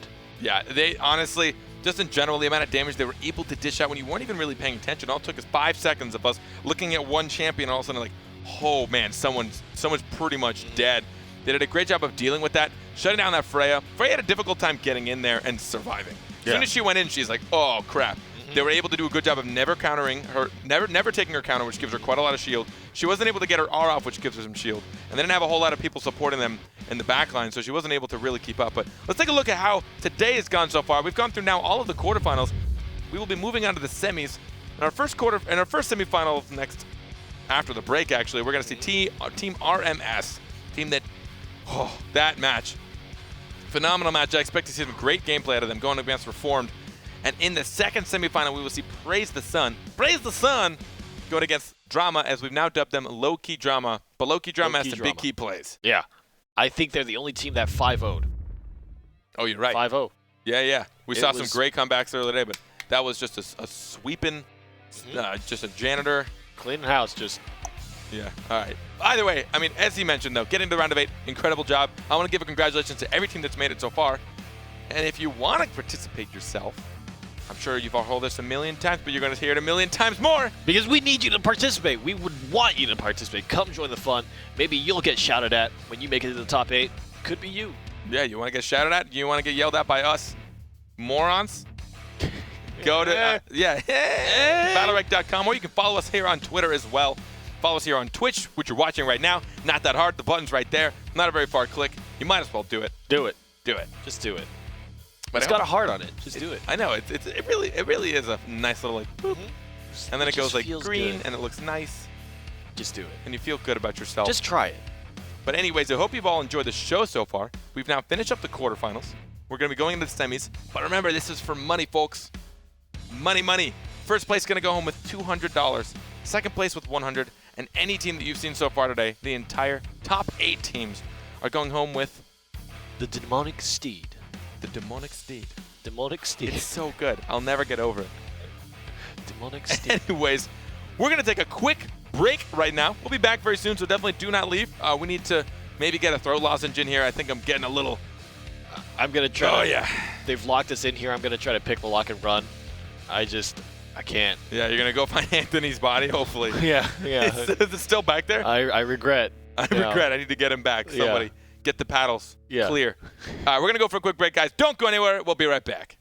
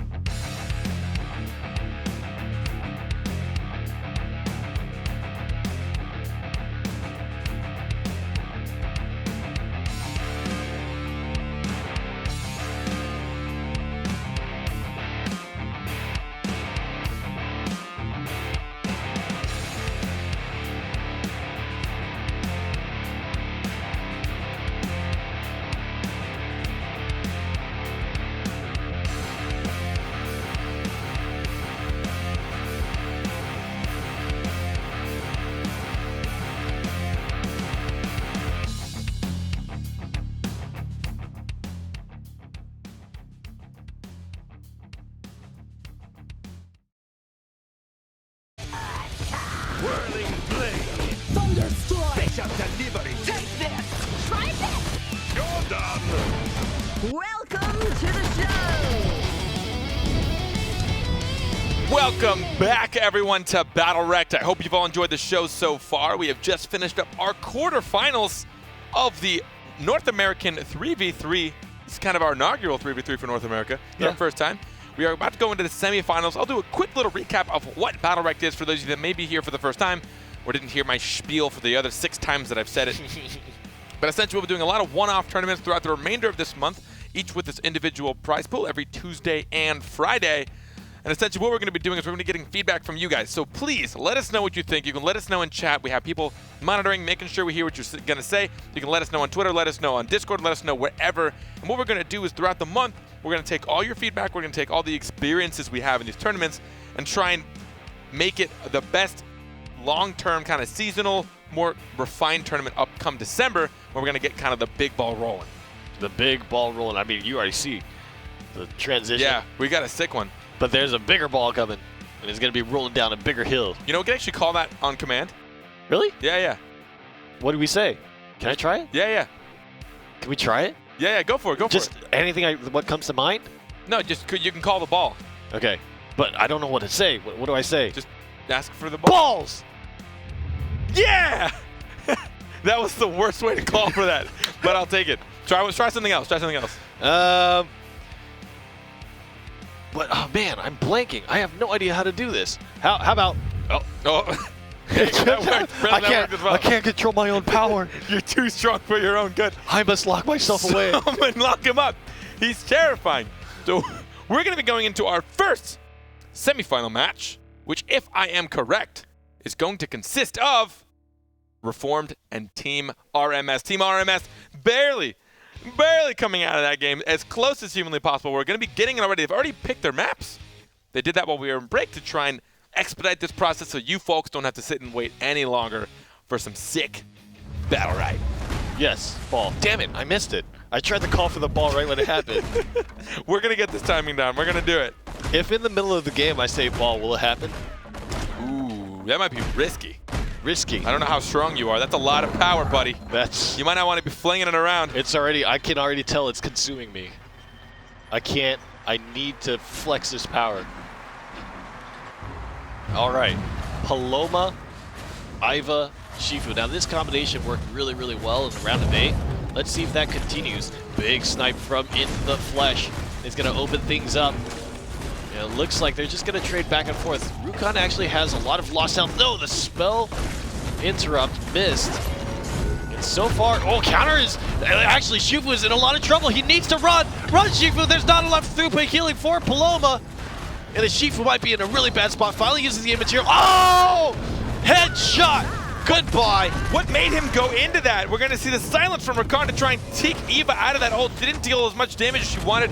Paloma and Eva now getting pinned into the corner. Oh, Paloma Nobody goes takes in. the bait. Paloma don't care. She used all of her CC, and now Rukon's just going to cleave her to death. Claw after claw after claw. Oh, man, Team RMS. That was convincing. I mean, snipe after snipe landed. We saw so much between Europe and in North America that players were very, very careful about avoiding snipe damage. But in that game, it just seemed like he could not miss. In the Flesh could not miss. He was able to land so much damage, and a lot of people, you know, especially when you're going against the Jade, you're listening for that kind of like click, click, click, click, click, click, click for the snipe. But all of a sudden, she does a snapshot on you. Yep. Now you're snared. You're snared for 1.5 seconds, or you're rooted, apologies. She still deals 12 damage, so not as much, but for 1.5 seconds, you're just going to sit there. There's not much you can do. The mouse wildly, and it snaps on the target. Yep. It's huge damage. All right, Shadow Bolt does land on Eva, plus a stun onto Shifu. I think they're really going to look to try to push max health down, but Paloma, no, whiffs the spell interrupt completely. Actually, a lot of damage being put onto Jumong, and a big impale is going to push that health even lower. Counter does get proc, and it's going to be Kunju for Kiggs. Trying to do what he can, but oh, all of a sudden, so much damage being turned around, and it looks like Shifu, what seemed like such a great combination with the Paloma assisting the Shifu, working out so well. Seems like Shifu is made out of paper now in this match. He is, and he's still going in. Oh, but Rukon now. just enough. Will close it out on Rakan. And there's the crippling coup. Oh, Will take down Shifu for the cross kill. Red is trying to stay in it, but I think Jade has lost too much health. There's the Eva ult. Oh my, she's gonna pick up another one. She's gonna start dishing it out again. Oh, Lucy getting just by the wall, but now we're gonna see a counter ult from Jade. 3 of those bullets. Sustain is going to be really important, and I think that Eva is really the key target. Again, the panic gets spent, but everybody's so patient, landing 0 panics so far, and that's really something that's been hurting. Oh, and I think Red took that despite the fact that the Wolf came in. Really unfortunate situation, and I don't even get interrupted by the stun. Man, I really feel like Team RMS is so good at avoiding those interrupts. Other side has to be spent to avoid the snipe. It looks like Eva's health level is going to stabilize as well. There's the immaterial to avoid the spell interrupt, and now is going to escape from the Blue gets the orb. It seems like such a back and forth match. They just can't land the damage they need to win. Dodging rockets left and right. Skill shots. Oh, there's a big snipe, and that might be the opportunity to do it. They're gonna pile onto Paloma. The panic lands, but you need to make sure you're keeping up health levels. Another rocket miss. She's gonna try to put the oil on, but she just misses. Be careful! Oh, Jade goes down after getting her ult. Lucy might have Center orb. She has a lot of energy here. She can land some. Watch out, Paloma. Oh, but there comes the. Oh no. Oh man! And I really feel like committing to that ultimate was the biggest flaw. Did so well escaping the spell interrupts all game long, but if you are caught in the middle of channeling an ability, you will get interrupted. And I think that just closed it out. Needed just a little more mobility. Knew that the Paloma was going to come in, but that was such a close 2v2. In the end, Reform is going to take it, or rather, yeah. Reform is going to take the win. They baited that Spirit Rift out of Paloma. She goes in, she casts a Spirit Rift. It did alter it a bit in the last patch, so it essentially gives you an interrupt now for half a second instead of just an immediate panic, and if you cast an ability, then you're panicked. So they just waited. They waited that half second, then they started wailing on her. That's when she had to bail out. I thought that might have been a turning point, especially after all the missed rockets from Eva.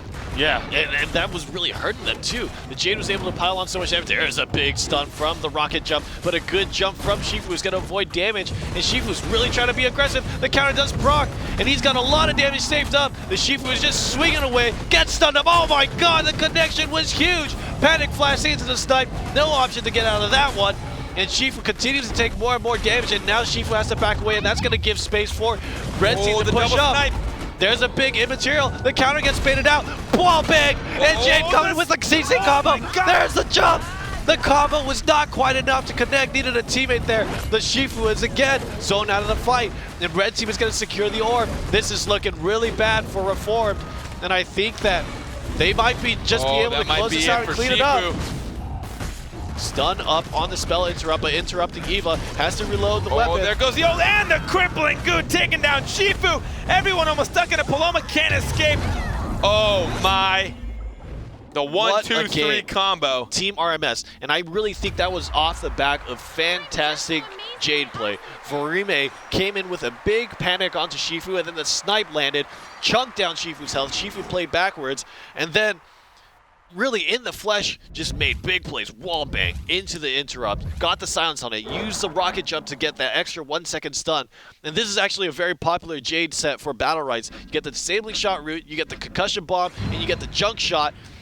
And it's actually a lot of CC that you can do solo. One of the few characters that you can do that. And they got the silence, just kept willing on, but brought him down to 12 health. It was still enough to finish him off later in the round. Oh my god, so much damage taken onto Rakan. That was a big impact on Jade too. Kids is just swinging left and right. He doesn't care who he's hitting. He's chunking health.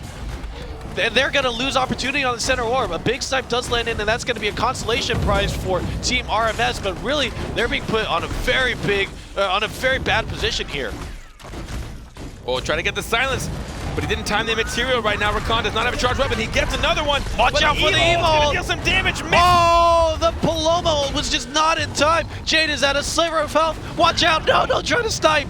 He gets taken down. Crippling goo. Not going to win the center orb anyways. There's a lot of health on Red Team, but it's all on Lucy. If Rakan goes down, this could be a very bad situation for Team RMS. There's a big other side. Got to get the heal on the back of it. And gonna use a position swap, but they're still patient again. A big interrupt though, and that might close it out. No, gets healed up. Vorime being really good at keeping this sustain up. They got the orb. Rakan sniped it with his right click. He now has his ultimate. I know he's itching to use it to get them heals up. Yes, Blue needs to play back a little bit and make sure they top off again. Their only choice is to kill on Rukan. They cannot do enough bursts to really take Verime's health down into any kind of significant level before Verime heals himself up. And that's going to be the big key point here. And I think they really do also need to win these orbs. I mean, Rukan is almost up to his second tick mark. He's been slowly replenishing, just picking up those 2 green orbs, which gives him 12 current and 12 max, plus 2 center orbs, which is another 20 current, 20 max. He just healed up quite a lot of health. Oh, there's a panic that does land. The fire comes out the other side, and Paloma might be in a really good situation. There's not a lot of cooldowns. Take the orb. There's the crippling goo from Lucy. Paloma needs to get out of there, but watch out. You're going to get grabbed. Gone ultimate. Paloma ult is down, and that's going to heal up. He's got the barrier on, but taking a lot of damage. Lucy will sidestep the wolf jump, but watch out. Eva's solo. Dodging. Oh, my God. Oh, my God. The dodging has been phenomenal and out of range. This Eva is surviving much longer than I thought he would. The whiff on the wolf is going to make sure that red team is going to secure that orb. Gets the stun. There's a spell block, but that's awkward. Again, baited it. Oh, no! Pushing her into Lucio. That is going to probably seal the deal for this Eva. Not much she's going to be able to do that. Look at that Lucy, almost back to full health, getting panicked out, trying to get the fun last second. Oh, she wants to take out Rakan. She might take out Rakan, but I don't think she can take on a full health Lucio. Oh, there's a big stun. Gets the rocket on him. Is going to jump. She actually has ult. Oh, tried to get the orb for the little extra healing and hope that they could close it out on rank 1, but man, what a game. So much back and forth. Team RMS. It's more just their ability to still recognize when the cooldowns are off. Knowing what they have to bait, knowing what they don't have to. Dodging the rockets. We saw fantastic dodging of Eva rockets. Just knowing that it takes her a bit to channel them and just kind of keep strafing back and forth, try and fake her into where you're going to go, and then baiting Paloma into coming in to try and get that panic, and then they just sit and wait. They don't even bother, because once you let her trigger that panic, she really starts to gain control of the field. All right. You're absolutely right. The panic is really important. Counter does get procced on the Jade. We'll get the silence on the counter attack. So far, no significant damage. Oh, gets behind the Lucy and gets another counter proc. Now it's going to go onto the Jade. It seems like Kiggs is just going on whoever's closest, trying to land some kind of burst. There's a big wolf going straight for Jade. A Paloma ult comes down. That's going to pressure out the Jade. There's a big ult pop from rank 1. But Jade is so low, and now Lucy is exposed. Gets the root. Takes it off. Eva is the first one to drop. However, a big Shadow Bolt comes through, and there's a snipe. But the 2 remaining members of Team RMS are actually pretty healthy. Or, I'm sorry, of Reform are pretty healthy. Jade might go down. She uses the material and the jump just to get away, but he's going to chase her down. Jade might get hunted. The barrier's up. Watch out. Needs a little bit of healing, and there's a big use of that spirit drop. So far, just whiffing on the immaterials, and there's an ultimate. Watch out, Rukan's getting really low too. There's panic on the healer. The positioning is awkward. They're going to get the center orb, though, and that might secure their spot in winning this match here. That center orb might have been the difference maker. That is a lot of health for their team, especially in a 2v3 situation. Paloma's going to try and heal. Oh, just other side. It didn't get the initial damage, but now we're going to see ult from Rukan. Oh, panics him away. That might be the win. He's going to take 1 kill here, and he might be able to take Rukan as well. He's got the counter. Oh, he didn't finish on Jade. Watch out, he's coming. Good use of the jump shot. Stun, the right click. Wow. Try to get in. So close. I cannot stress how close that was. Good thing the junk shot came through, had the wallbang stun. That was almost an incredible comeback. The wallbang stun comes in handy quite a bit. And we see Verime. I'm still going to call him that. Yeah. He'll correct me later. It's not a big deal. Yep. He's just going to have to live with that for now. 691 protection. Doing 200 over Paloma. Pulling in the Eva, and Consume gets put up. Still trying to put pressure onto the Eva, and I think it's working out very well. Gonna use R to get out of that situation, and rank 1 pulls himself to safety. No, proxy counter tried to turn away, but just a little bit too quick. And Eva actually does jump in. That seems really risky to me. Eva's gonna have to back out. Center orb does go to blue team, and they might have a lot of resources spent here. Uses the R to get out of the Paloma ult. Flamethrower is being spent. And Eva is pretty well healed up now, and Kiggs is the one that might be in danger. Counter does get procced, a big immaterial. I think that was a good spend on Jade's part. Saves a lot of damage from happening. And this is so back and forth. I think Reformed is under a little bit of pressure. Shifu goes down, good use of the Clarity Potion. Takes out the immaterial, but Eva might be the next one to die. But hold on, he might win. Oh, Rakan just gets out in time using his R as an escape. He's going to get healed up a bit. He's going to grab those green orbs from the back. He's going to get that functional 12 health and that max health back. Now they're just going to try and push out. They're going to try and take these center orbs. They're going to play smart. They can see that big old energy orb sitting at the top for blue. They don't reform to get that, so they're just going to hawk that down. You don't want to have to deal with any more ults if you don't have to. There's a big stun, and the panic does land on the healer, and Paloma gets a little bit of the material from the ultimate. And another He's gonna heal ult for both. Paloma. This is their play, and he gets healed up again. No, but they still do die at the same time. The crippling goo was a wrench in the system, and Team RMS will move on.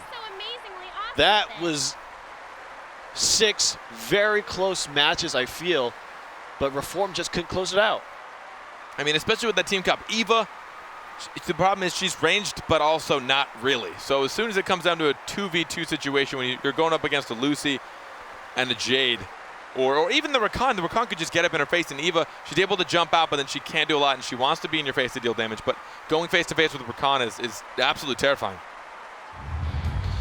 What a match in the semifinals, and it really did seem like that Eva composition looked really great in the round of 8, but it really fell short. I mean, 1 win only, albeit they were very close, but definitely seemed like Team RMS had the upper edge. Team RMS, I think, did a better job of baiting out their abilities.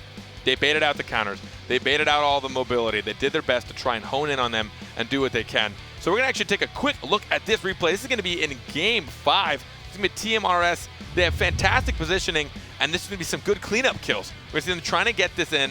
They're going to get the pull. They're going to try and get it. But all these ults coming out one by one. Look at them pinning that Paloma into the goo.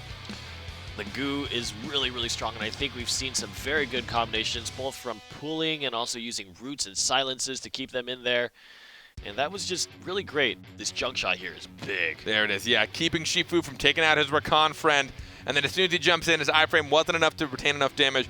You know, I guess just to cover that, I guess, mechanic a little bit. An iframe is an invulnerability frame. While your champion or hero is up in the air, they don't really exist. They can't get targeted. They can't get hit. I mean, when Shifu gets his little harpoon, he actually leaps forward, and during that leap, he can't be damaged. But it just wasn't enough there. So let's take a look at how that round went. Let's take a look at the bracket and see how things are going today. That was our first semifinal match. Team RMS take Reformed in 6 very close games, but they were able to win most of them. Yes. And we're going to come up and see Praise the Sun with some fantastic, serious play against low-key drama. Low-key drama. It's going to be hard to imagine. One of the things that was really helping Praise the Sun be successful was that the Sirius was able to play well, get his counters, and put out a lot of damage. I don't know if that's going to be the case against Drama. They seem very prepared and very cognizant of some of the dangers that these champions can present and really respectful of them. Yeah, I mean, I don't know. It's really hard to say because, again, we haven't seen these guys go face-to-face, and as we can tell, there even still seems to be what it looks like really great. There can still be a skill cap from place to place. But if you're enjoying today and if you want to compete, come and join us.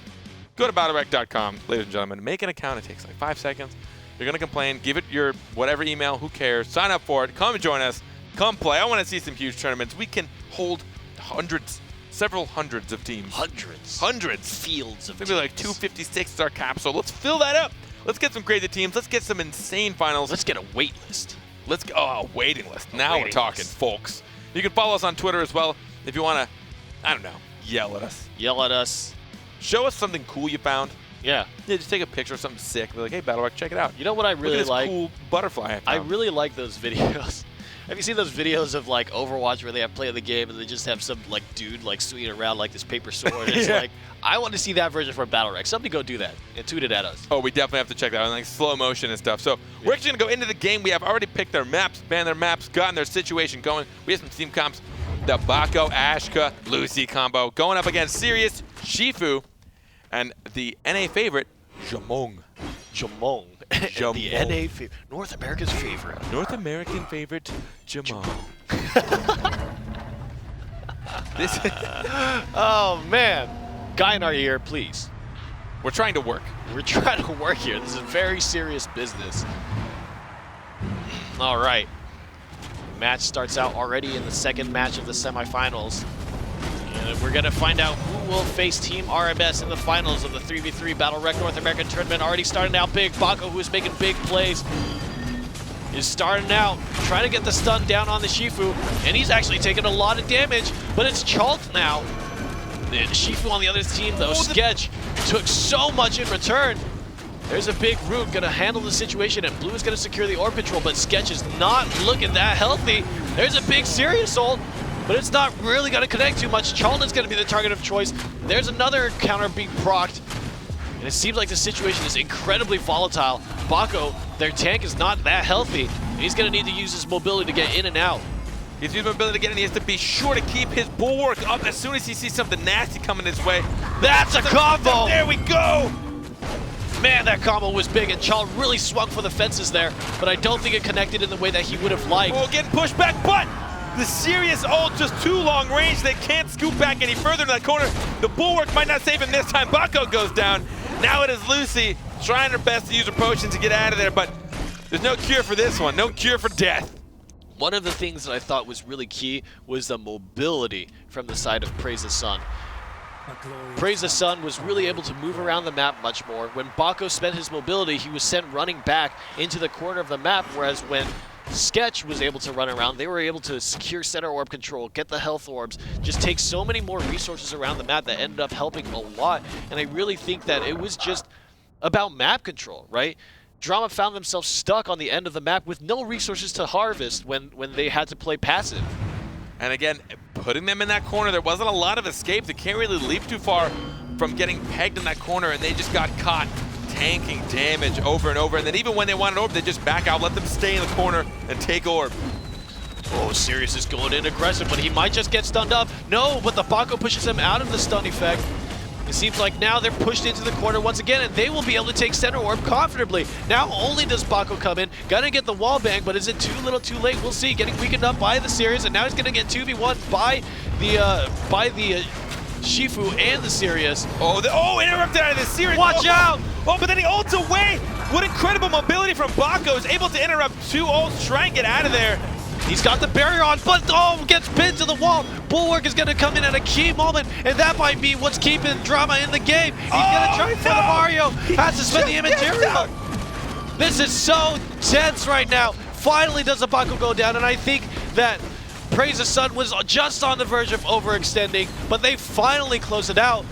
Drama was so close to making the turnaround happen. Bako's hands must be so sweaty. That was so stressful, but we see a fantastic goal from Ashka. Will Jamon go down? Oh, the no, immaterial. In-cap. Gorgeous in-cap, trying to take him down, using the immaterial to escape from damage, and Lucy again left alone to her devices. Sadly, her devices aren't strong enough to deal with a 3v1 situation against these monsters. Wow. They're just killing. There's only one person left. She's practically unarmed. Unarmed. Just slaughter her. Would you just smack an unarmed little chemist girl? I know I would. I mean, she's kind of armed. She has a poison crossbow. Yeah, and a lot of weird potions and stuff. That's kind of armed. That's I mean, kind of armed. it's not I've compared to a watched guy enough who Walking literally Dead. harnesses the power of the sun. That's kind of that's intense. True. Yeah. Praise the sun. 2-0 up against Drama. But we'll have to see. BattleRekt's changed the game a lot, but so does it for Sirius. Sirius really has a big ramp up in power once he starts getting that prismatic strike going, but it's been difficult for Drama. There's a big shield coming out for the Bako, but they're largely going to ignore him now. Counter being spent on Shifu, not going to get proc, gets the incapacity into Petrify, and that's some good coordination there. Weakened on the Bako. Oh my god! Oh, just disintegrated. Bako tried to leap in to help his teammates, but instead leaps into just everyone's damage.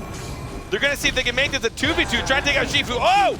Ashka interrupting the ult, but it's too late. Lucy goes down, and now Ashka. You try to play a game of peekaboo, but when you open your eyes, your tank is gone! Why? What a horrible game of peekaboo. That's terrible.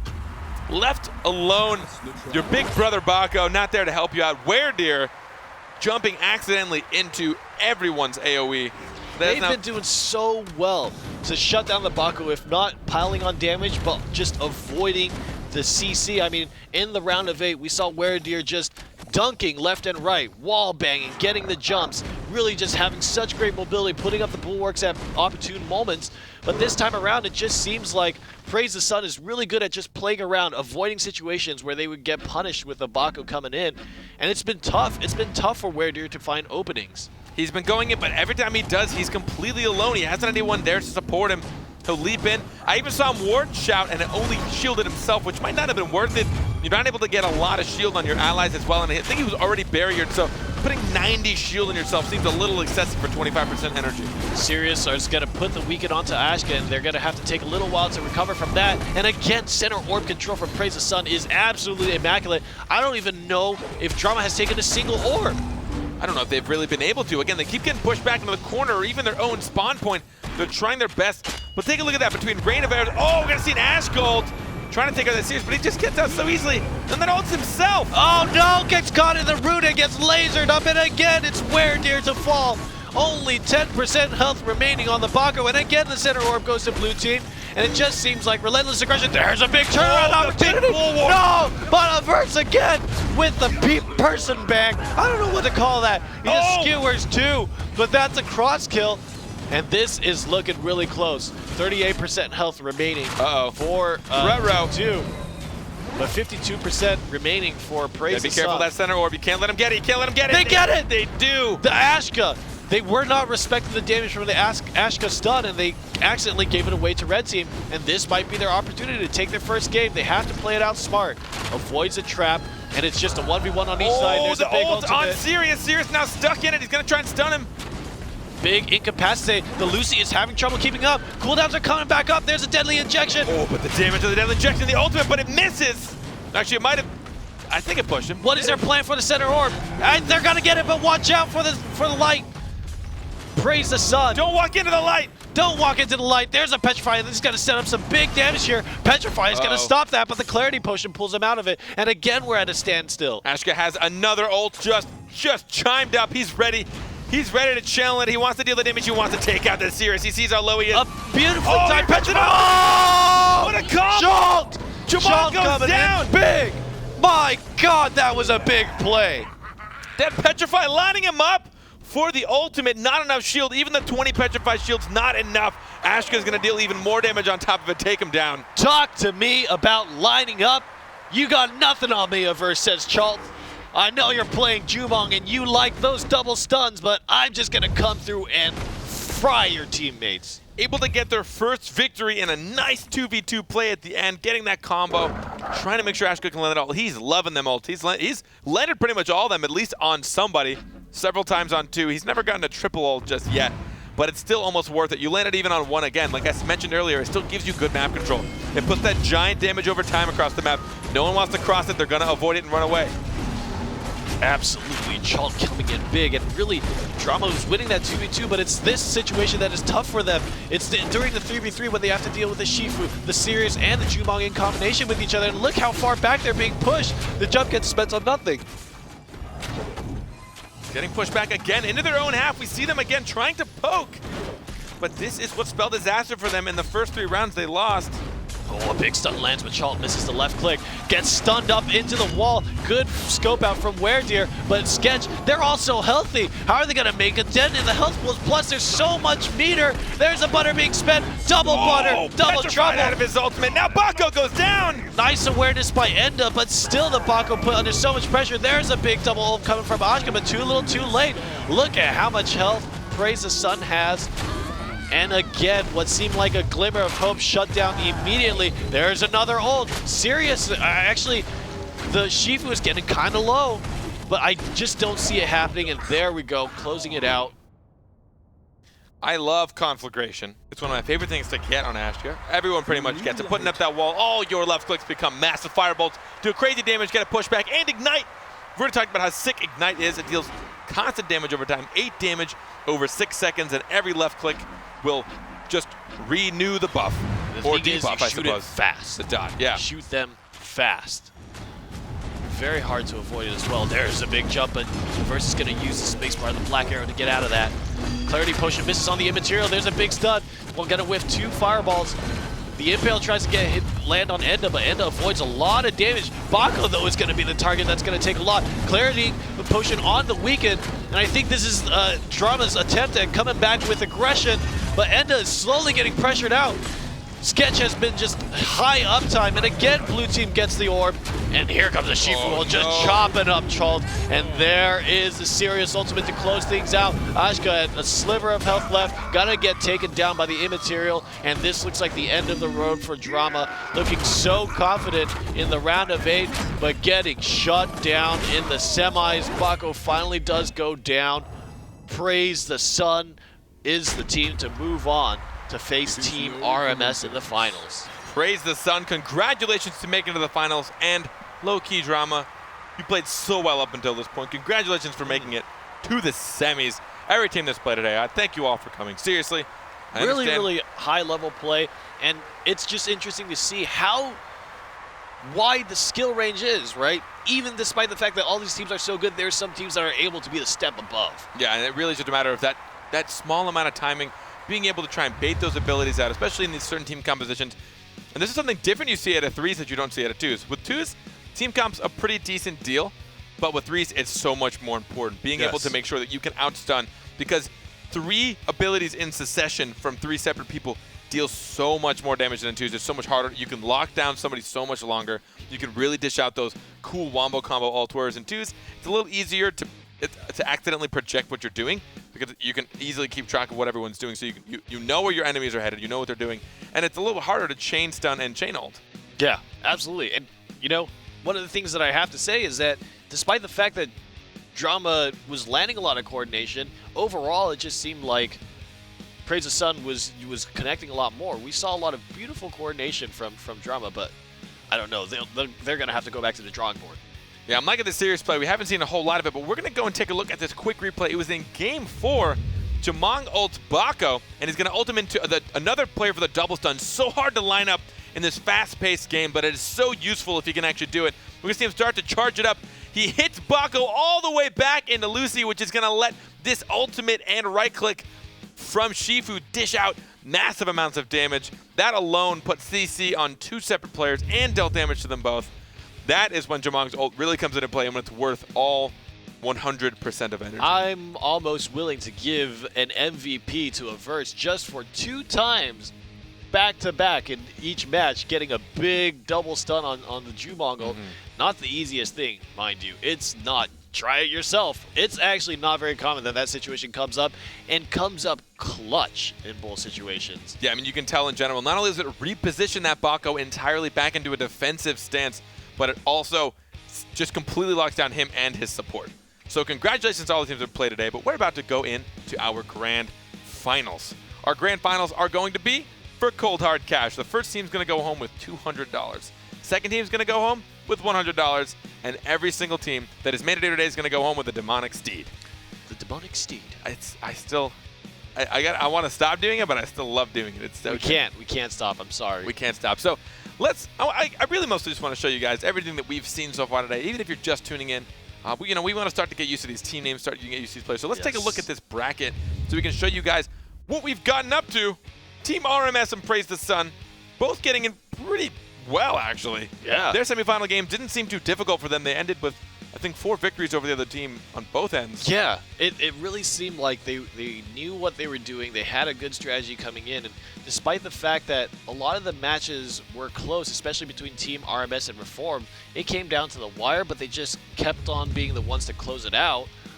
They were, I mean, overall, you have to say, if you win consistently, there's something going for you that is definitely better. I mean, it definitely shows the raw skill and just in general. So I'm going to explain really quickly. We're about to go into the grand finals. A little bit of a different setup. It's going to be a best of 3 maps. And in each map, you're going to be doing a best of 9, right? Yes. So a best of a lot. Yes. A best of a lot of games. A lot of stuff. So essentially what they're going to do now for map bans is they're going to go alternate back and forth, banning 1 map at a time until there's 3 left. Top team on the bracket is going to get to pick the first map they play on. And then the second team is going to get to pick the second map they play on. And if they each win 1 and go into the 3rd game, the last unpicked map will be chosen for that game. Whew. What a tournament. North America is just as crazy as Europe. A very different situation, though it is interesting to note that the only team playing Ashka is out of the tournament. Yeah, and we saw Ashka being such a promising player, or just champion in EU. He was on, I think, 3 separate teams, where in this one I think was only 1. Yeah. He's the only Oshkos in the tournament, just getting knocked out in the semifinals. We didn't see any serious for EU. Yeah, and really Shifu was a rarity. Shifu was a rarity. In EU, but it's really a mainstay in North America, and I think they just really like to play aggressive. You see, this is a slightly more informed opinion than at the start of the show, but it really seems like North America just likes playing aggressive, and that might be why they like playing characters like Jumong as well, because Jumong can get aggressive, right? Jumong's defensive capabilities are pretty good, but really what happens when you get put into raid of arrows or you get hit by your shift left click, right? The cursed arrow, I believe it's called. I mean, that's really when things start going sour for you. Jumong's left clicks as well, just really good damage. It's one of the higher damages as far as just standard left clicks. Now, he's at a bit of a disadvantage. He's one of the few that has to stop moving as he's left clicking, right? So you definitely have to line up your shots a little bit more. Be more aware of your positioning. For Jumong, it's all about positioning, knowing when you can and can't go in, and making sure you can still dish out damage from where you're standing. But it's looking like we're having a little bit of a complication trying to get in this last match, so we're just going to, I guess, chit-chat with you guys. Also, seriously, and I genuinely mean this, I want to know what you guys think. I want to know what you guys think of the show, think of the tournament, think of the layout, think of the rules. Please let us know. You can follow us on Twitter. You can tweet us out there.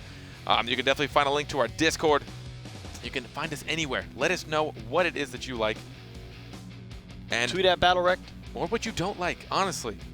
Let me finish, or let me fix my mistakes. Tell me my mistakes. Let me inadvertently just destroy myself from the inside out while I read all the horrible feedback, and then I'll decipher it all.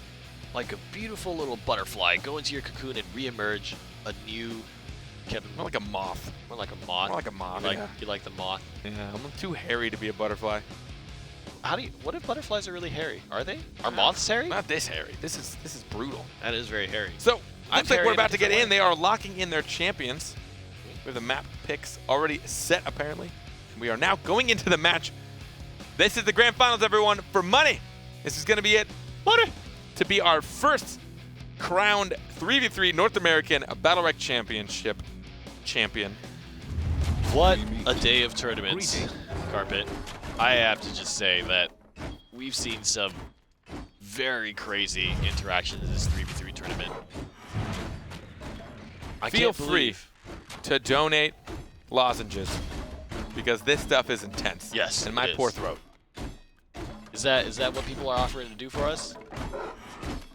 I don't know. I hope so. I more just want some throat lozenges. Lozenges, please. I mean, don't get me wrong, this is fantastic, but lozenges would be nice.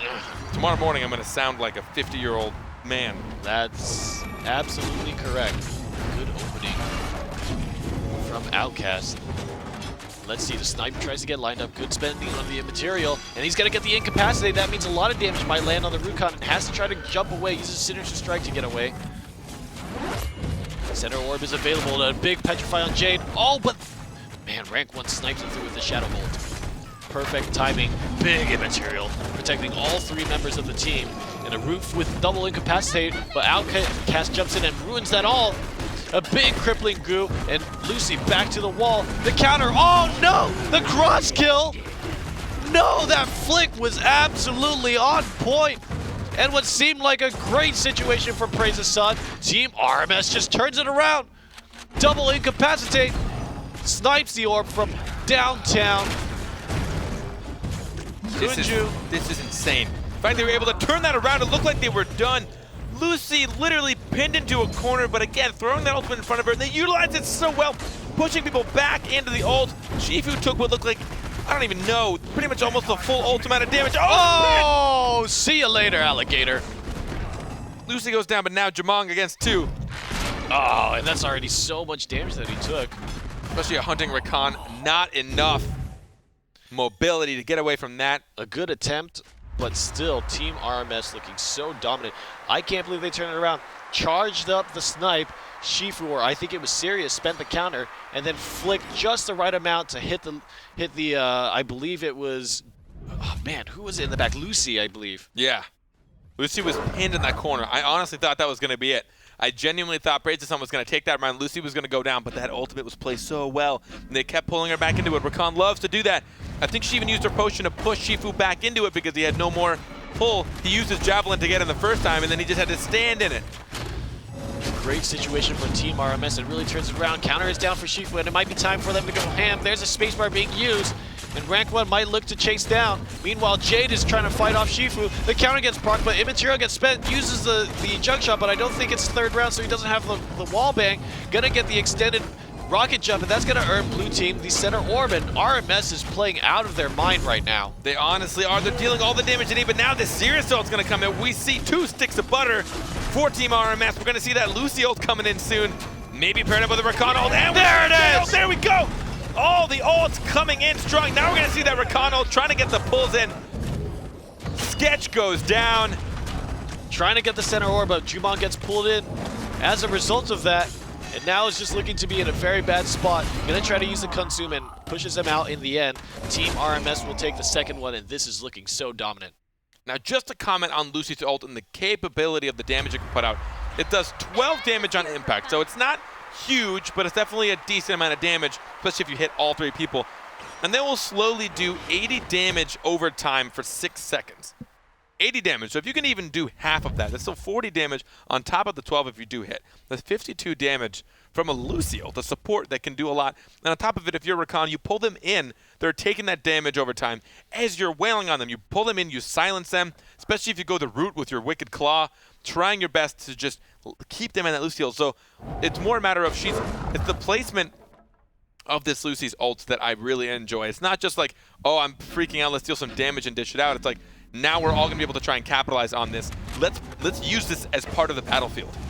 The interesting thing about it is it's damage that goes through counters, and it's hard to mitigate, right? You literally need to walk out of it.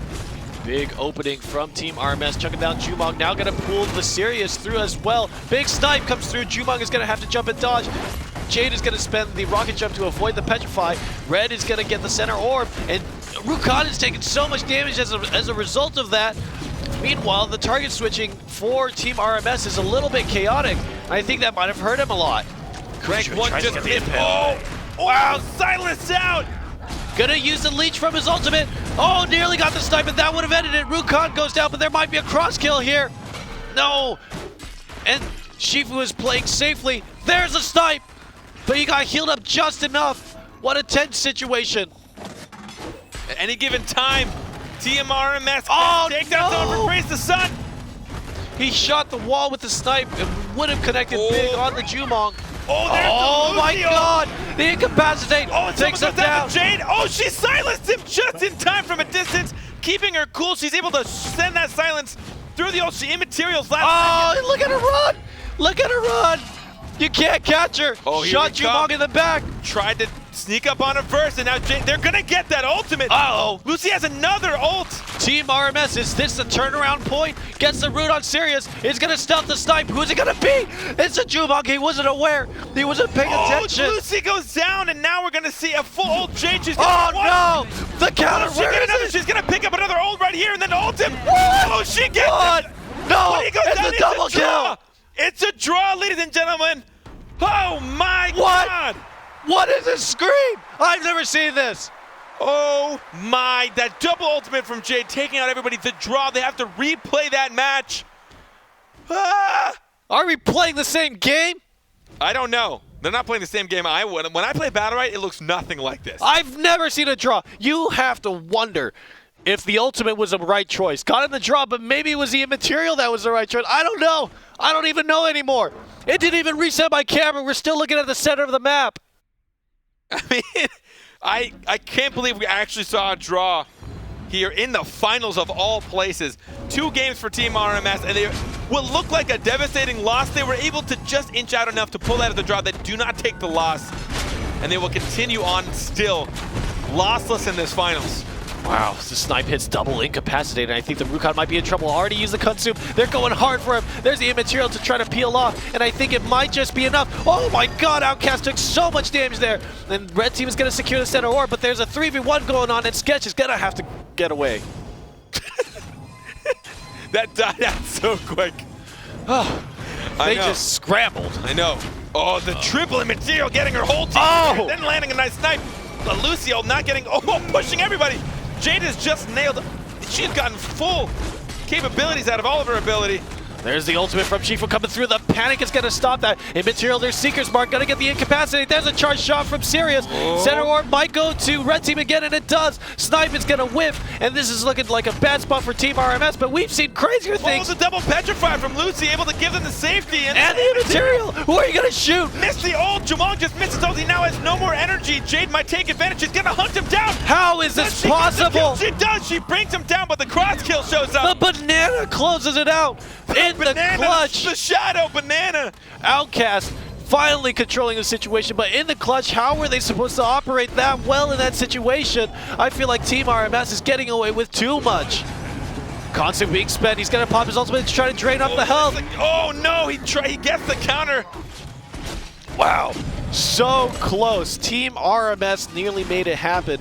They were so behind, but the Jade was playing so well. Took down the Shifu, but then the Sirius bananaed her in the back. The shadow banana. We don't see it often, and honestly, Sirius do not like using that unless it's like the end. It is a 1v1 or 2v2. You're all low. You should catch people off guard. I mean, with the energy he can use, honestly, in game, it doesn't deal enough damage to make it worth the 25%, especially with the strength he can have of his R, or the strength he can have of even his shift space or shift left click, just launching that crescent gale. It deals 24 damage and inflicts a snail. It is a good amount of damage, but saving up for that ultimate is just so much more viable in this 3 situation. A good incapacitated, and the Shifu's trying to lock onto. Oh wow, immaterial does get spent, and counter does get spent on Shifu as well. Sketch is playing really well right now. He's just so sticky getting on to Lucy. So much damage being taken to Lucy. It's nearly down, and they're just trying to pile on a big incapacitating with a petrify. Red Team is going to get the orb, and this is what really hurt Team RMS in the last match as well. They're getting hounded down, push to the corner. We see Jamong with nearly full health. Shifu gonna sneak around that Jade. She's gonna take some serious damage. Full sticks of butter, and that's gonna be big. Gets interrupted on that. Is there a panic ready for this? Gonna use a clarity potion, but it seems like Sketch is gonna, oh man, it looks like the kill happened on Jade at the bottom. Just missing the end of that.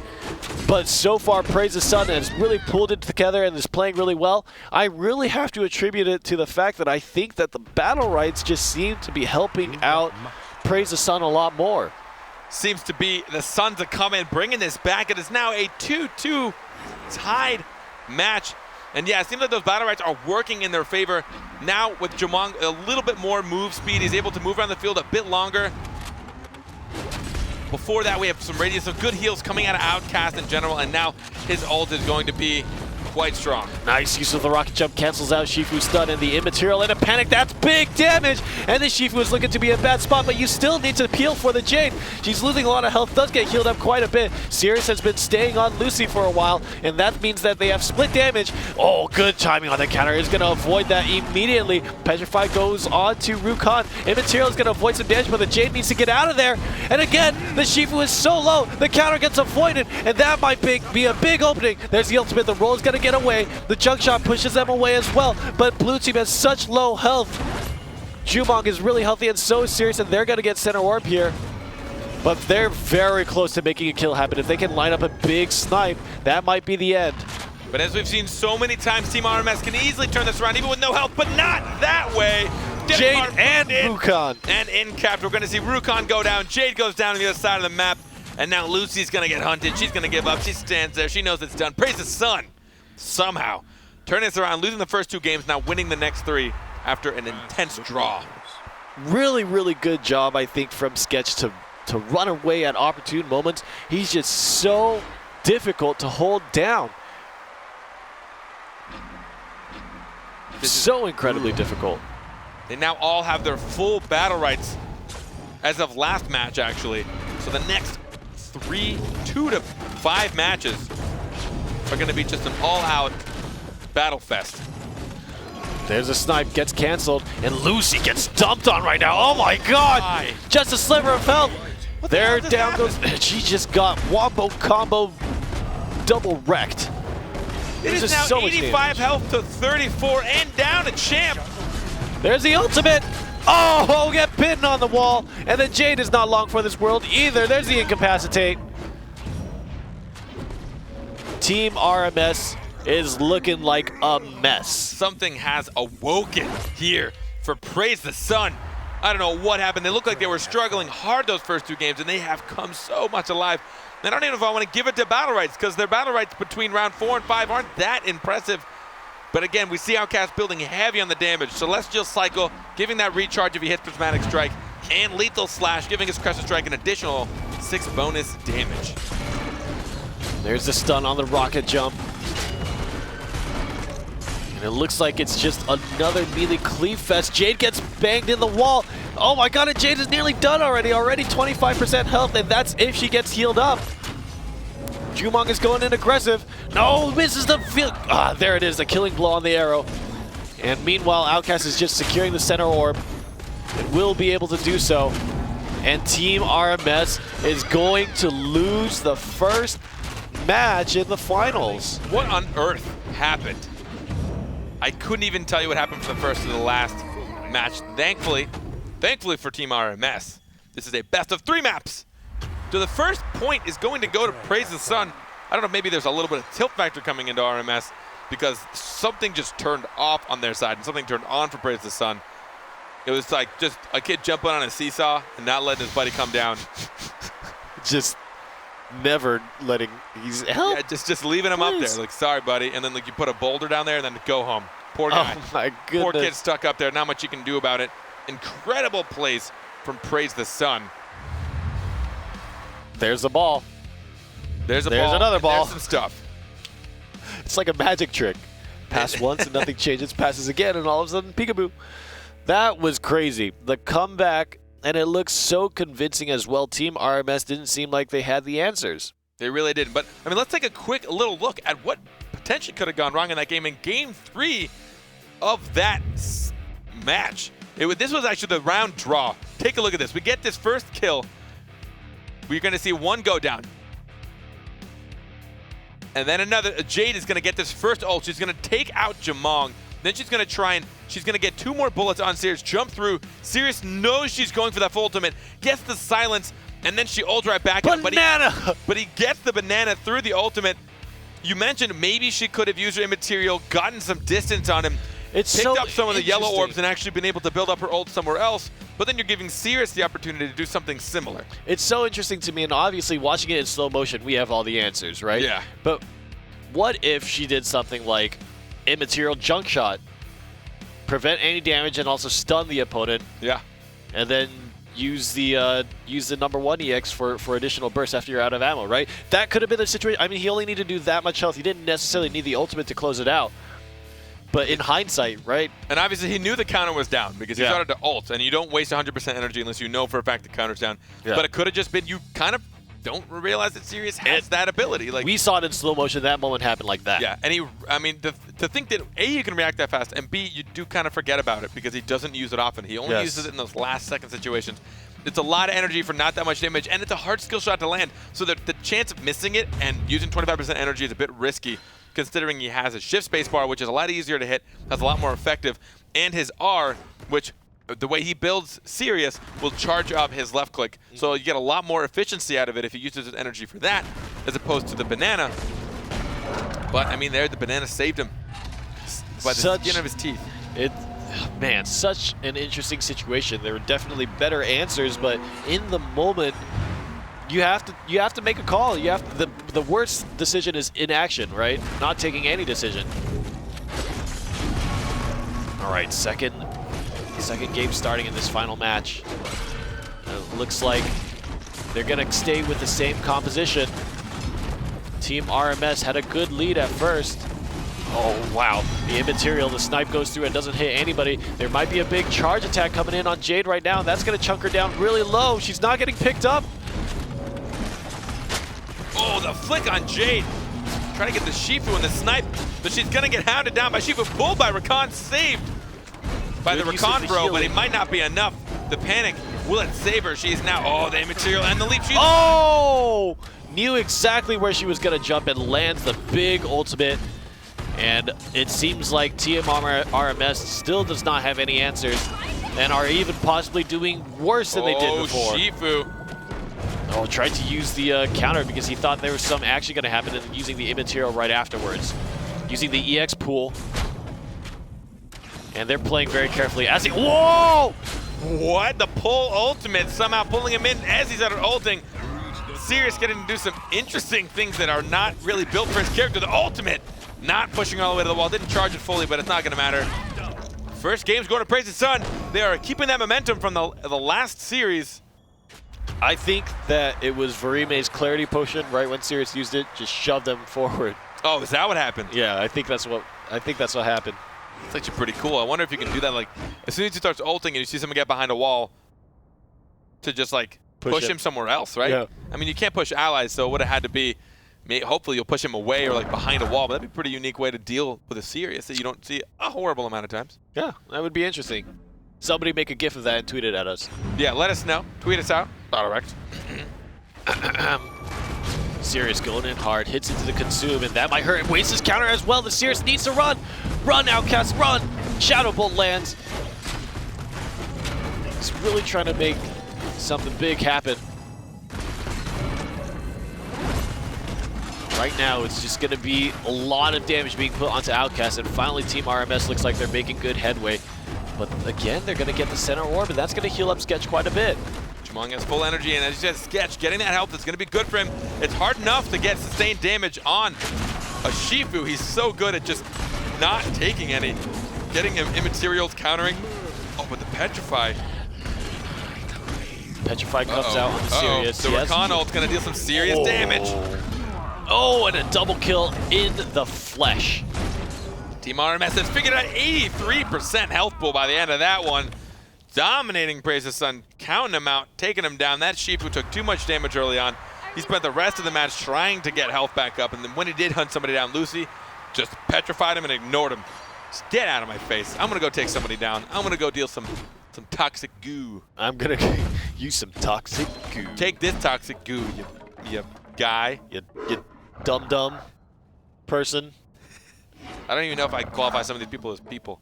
I guess they're kind of people. Rakan's not a person, that's for sure. Rakan's just a dude in a costume. I would love to know he's just like a guy in a cool costume with a scythe in his hand. Yeah. He can shoot stuff out of his hands, but that's not the craziest thing that BattleRekt has to offer. That's true. What is crazy is Team RMS finally makes a win, and they were pretty healthy doing so as well. And it seems like they're mitigating damage again. Lands a big snipe onto Sirius, and Shifu is actually pretty low himself. Down to about 20%, and there's a big Shadow Bolt. Will whiff on it. Red gets the orb though. It gives Shifu a little bit of safety. Nice. Gives him some energy. Great choice from rank 1 to use the EX grab to heal up Jade and get her out of a bad situation. There's crippling goo, the goo that we were talking about, but Jade, watch out! No, straight into the arms of Shifu. The counter is spent actually, and so is the immaterial junk shot at the perfect time. Jumong is low. Can he go down before Jade? No. Everybody's low. Oh man, this is insane. Whoever gets this orb could It looks like rank 1 was able to steal it away, but a big Sirius hold is gonna... Oh, Rakan gets taken down. So close, but when it comes down to the clutch, it seems like Preseason is the one that comes out on top. Preseason just gets there in time. Again, 2 people so low. Rakan was able to get some good cleaves. Maybe the EX space. Try to get the scythe, the heals, get that siphon heal. He would have probably been able to take some damage and also deal damage to every single person in there. Actually, I don't think we've seen him use it at all today. Yeah. I mean, you can definitely get CC'd out of it, which is a bit of a risk, right? But you can get CC'd out of a lot of abilities, I suppose. Yes. And I mean, the fact that you draw the CC, the only thing you need to be aware of is to not get chain CC'd or take big damage as you're being interrupted. That's the bigger thing. I mean, it deals, what, 30 damage over time and heals you for that same over 1.8 seconds. If you can do it to all of them, it's 90 damage total for their whole team. That's a lot of damage. Sirius coming in the back will hit Lucy with the weaken, but Lucy uses the panic flash to try to get out of that scenario. Counter is down, and there's good positioning for damage onto Outcast. Petrify onto Rakan, and again, Red gets the orb, and this is looking like we're straight back to the game where Preseason is just dominating. Tries to get the flick on Outcast, but is gonna miss it. And Sketch instead gets wallbanged. Oh no! A panic incapacitated is gonna hold up the and he still goes on top of Lucy, even with almost no health, almost to take her down. She goes down, and he stays alive. Shifu's gonna try and get center orb. They do. He's gonna stay up. Oh, the immaterial saving them from Jamongo, but he has full health right now. A Shifu tough might go scenario. down. Trying to end the chop, Shifu. chop, chop, baby. He's got the shield, and wow, just again in the clutch. That's really the name of the game. Team RMS is getting so close, but they need to close it out. Praise the Sun is doing a fantastic job, and that Shifu, he does not cave under pressure. He can have 14 health, and he's like, I'm going to take out Lucy real quick, and then I'm going to run away. But at the same time, he knew he had 2 steps to get out. He had to get past the Lucy first, so he javelined in. He started ditching some damage. He got his right click in, got another left click, and then once his team finished her off, he was able to just go help secure the orb, build a little bit of health, and by then he was pretty safe to try and dish out more damage to Rakan and Jade. All right, Praise the Sun on the verge of getting to match point here. Big incapacitated into Petrify, and that's good CC from the team Praise the Sun. We'll continue putting damage into both Jumong and Jade. It looks like in this scenario, again, Praise the Sun is doing a lot. Health levels are fairly even, but center orb control finally goes to blue team. Oh, we're going to see Sears waste his counter. He's now going to jump 3v1! Oh, watch out! my. Oh my god! In the crippling goo, Praise the Sun does not care. Just when you thought you were doing better, no, you're still sick. I'm sorry, Oh, you're here not we doing go. better. There's a big Petrify. He Petrify. gets petrified. He is actually not going to use any of it. Plus rooted. Oh man, this Jumong might come out strong right now. Oh, the Wow. chop and It's channeling the sun and stars. looking bad. It's looking bad. Praise the sun. Match My- point. This is match point for them. This will give them the championship. Team RMS has struggled to turn around after those first 2 games in the first match of this best of 3 maps. Jumong is looking great right now. He always ends this match with like nearly 80% health. He's just not getting touched. They don't have the ability to try and hound him down. They're too busy dealing with Sirius and Shifu. They just get up in their faces and they're trying to deal with them. And in that time, Jumong just chunking slowly, building up his energy, getting those abilities, getting Rain of Arrows already going down, forcing Jumong back. I mean, they just have control of the field. Ooh, gets a Petrify on the Jade, and that's going to be big. The Lucy is in trouble. Shifu's pounding so much damage in. Your barrier is gone. There's the material to Petrify. There's no more peel. Watch out, Lucy. You're so low right now. So low. You have to keep running. The tournament life is here. Takes down the Lucy. No more Lucy. No more Rakan. Rakan's getting chased down as well now. It's just looking like a bad situation. Gets rooted up by the trap. No, Jade is the one to go down. Oh no, and Team RMS came so far. Rank 1 just out of options, and Praise the Sun in dominating fashion will close out. Look at them. Terrifying. The spinning tops of doom. The terrifying pirouettes coming at you between Sirius with a fully charged sick moon sword and Shifu with his molten staff thing. I don't know what it's called, to be honest. It's a Congratulations to Praise the Sun taking this so well after looking like you were going to just drop the ball in the beginning of the series. They really turned it around. Team RMS, congratulations for making it to the end. First place goes Goes to Praise the Sun. Goes to Praise the Sun. I my had to take brain a is moment. disintegrating. Yeah, it's been a lot of BattleRekt today. It's been very crazy. I can't believe Praise the Sun kicked it up that much. That was really identifying honestly something, and I wish I was more knowledgeable about the game because then I would know what they changed. But it really just seemed like they couldn't connect damage, right? At the end of the day, they couldn't close it out on Shifu. Shifu was too slippery. They couldn't close it out on Sirius.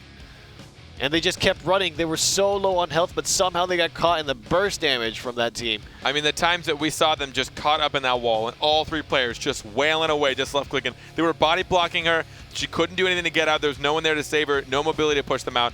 But we're going to take a quick look at a replay of that last final game, giving them the championships. This is going to be Game 5. Praise the Sun. This is when they just surrender. This is it. This is what I'm talking about. Poor Shifu just gets sat in there and then immaterialed. You're going to see Lucy try her best to give it to him, but with the rain of arrows and all those left clicks just getting absolutely wrecked, that is what we love to see here. This is the equivalent of BattleRekt. There could not be a better replay for the end of the match, because what we saw in North America was hard cleaving, right? Yes. Just Shifu, Sirius, the awkward kid Jumong, but let's count him in as well. Just It really was. It was. They brought him to Pound Town, and it was just so much cleaving. And honestly, but it came down to just dealing out enough damage to take out that max health. That is a huge part of the mechanic of the game. If you deal 40 damage, it's not enough. They're just going to escape, heal back up, they're back at full. let's show you guys how today went in this final bracket. Congratulations to our champions, Praise the Sun. $200. Team RMS coming in, $200 going to Praise the Sun. Team RMS coming in second place, made it so far. They did so well in the beginning of that, and something just kind of fell off. But they go home with $100. You see all the teams that competed with us today. This was just the final 8. There were quite a lot of teams that competed today. Everyone that made it to top 8 got themselves a nice, fancy little steed that you see behind me. The demonic steed. The demonic steed. Honestly, thank you so much for everybody that came to watch, everyone that came to play. Thank you. I hope you all had a blast with us. If you want to watch us in the future, you can check us out. We're going to be casting for at least the rest of this month, every Tuesday and Friday. For North America and EU, we don't leave any regions out. Like I said, we have no awkward kids in our group. We're all the awkward kids. We're all have to awkward band together. before the world shuts us out and we cry to death. Yes. Cry to That death. got dark. is, That got really dark. So by all means, please feel free to follow us here on Twitch. Follow us on Twitter at BattleRekt. And I have to give you guys a huge thank you. Give us some feedback. Let us know what you think. I'm FindableCarpet. A big thank you to my dear friend Rainey here. Thank you so much for showing up and dealing with the fact that Anthony just couldn't handle the heat. We'll try to reanimate him. We'll do our best. He just couldn't do it. It was just too much for him to handle last time. He just caved under the pressure. After that, you guys should have seen him. He literally just fell to the ground. Yeah. Right here in this seat. We actually had to get a new seat because it was just covered in Stuff. He couldn't handle himself, but goo. Anyways, thanks so much for tuning in, guys. I hope you all had a blast with us, and I hope to see you next time, next Tuesday. Thank you. Thank you.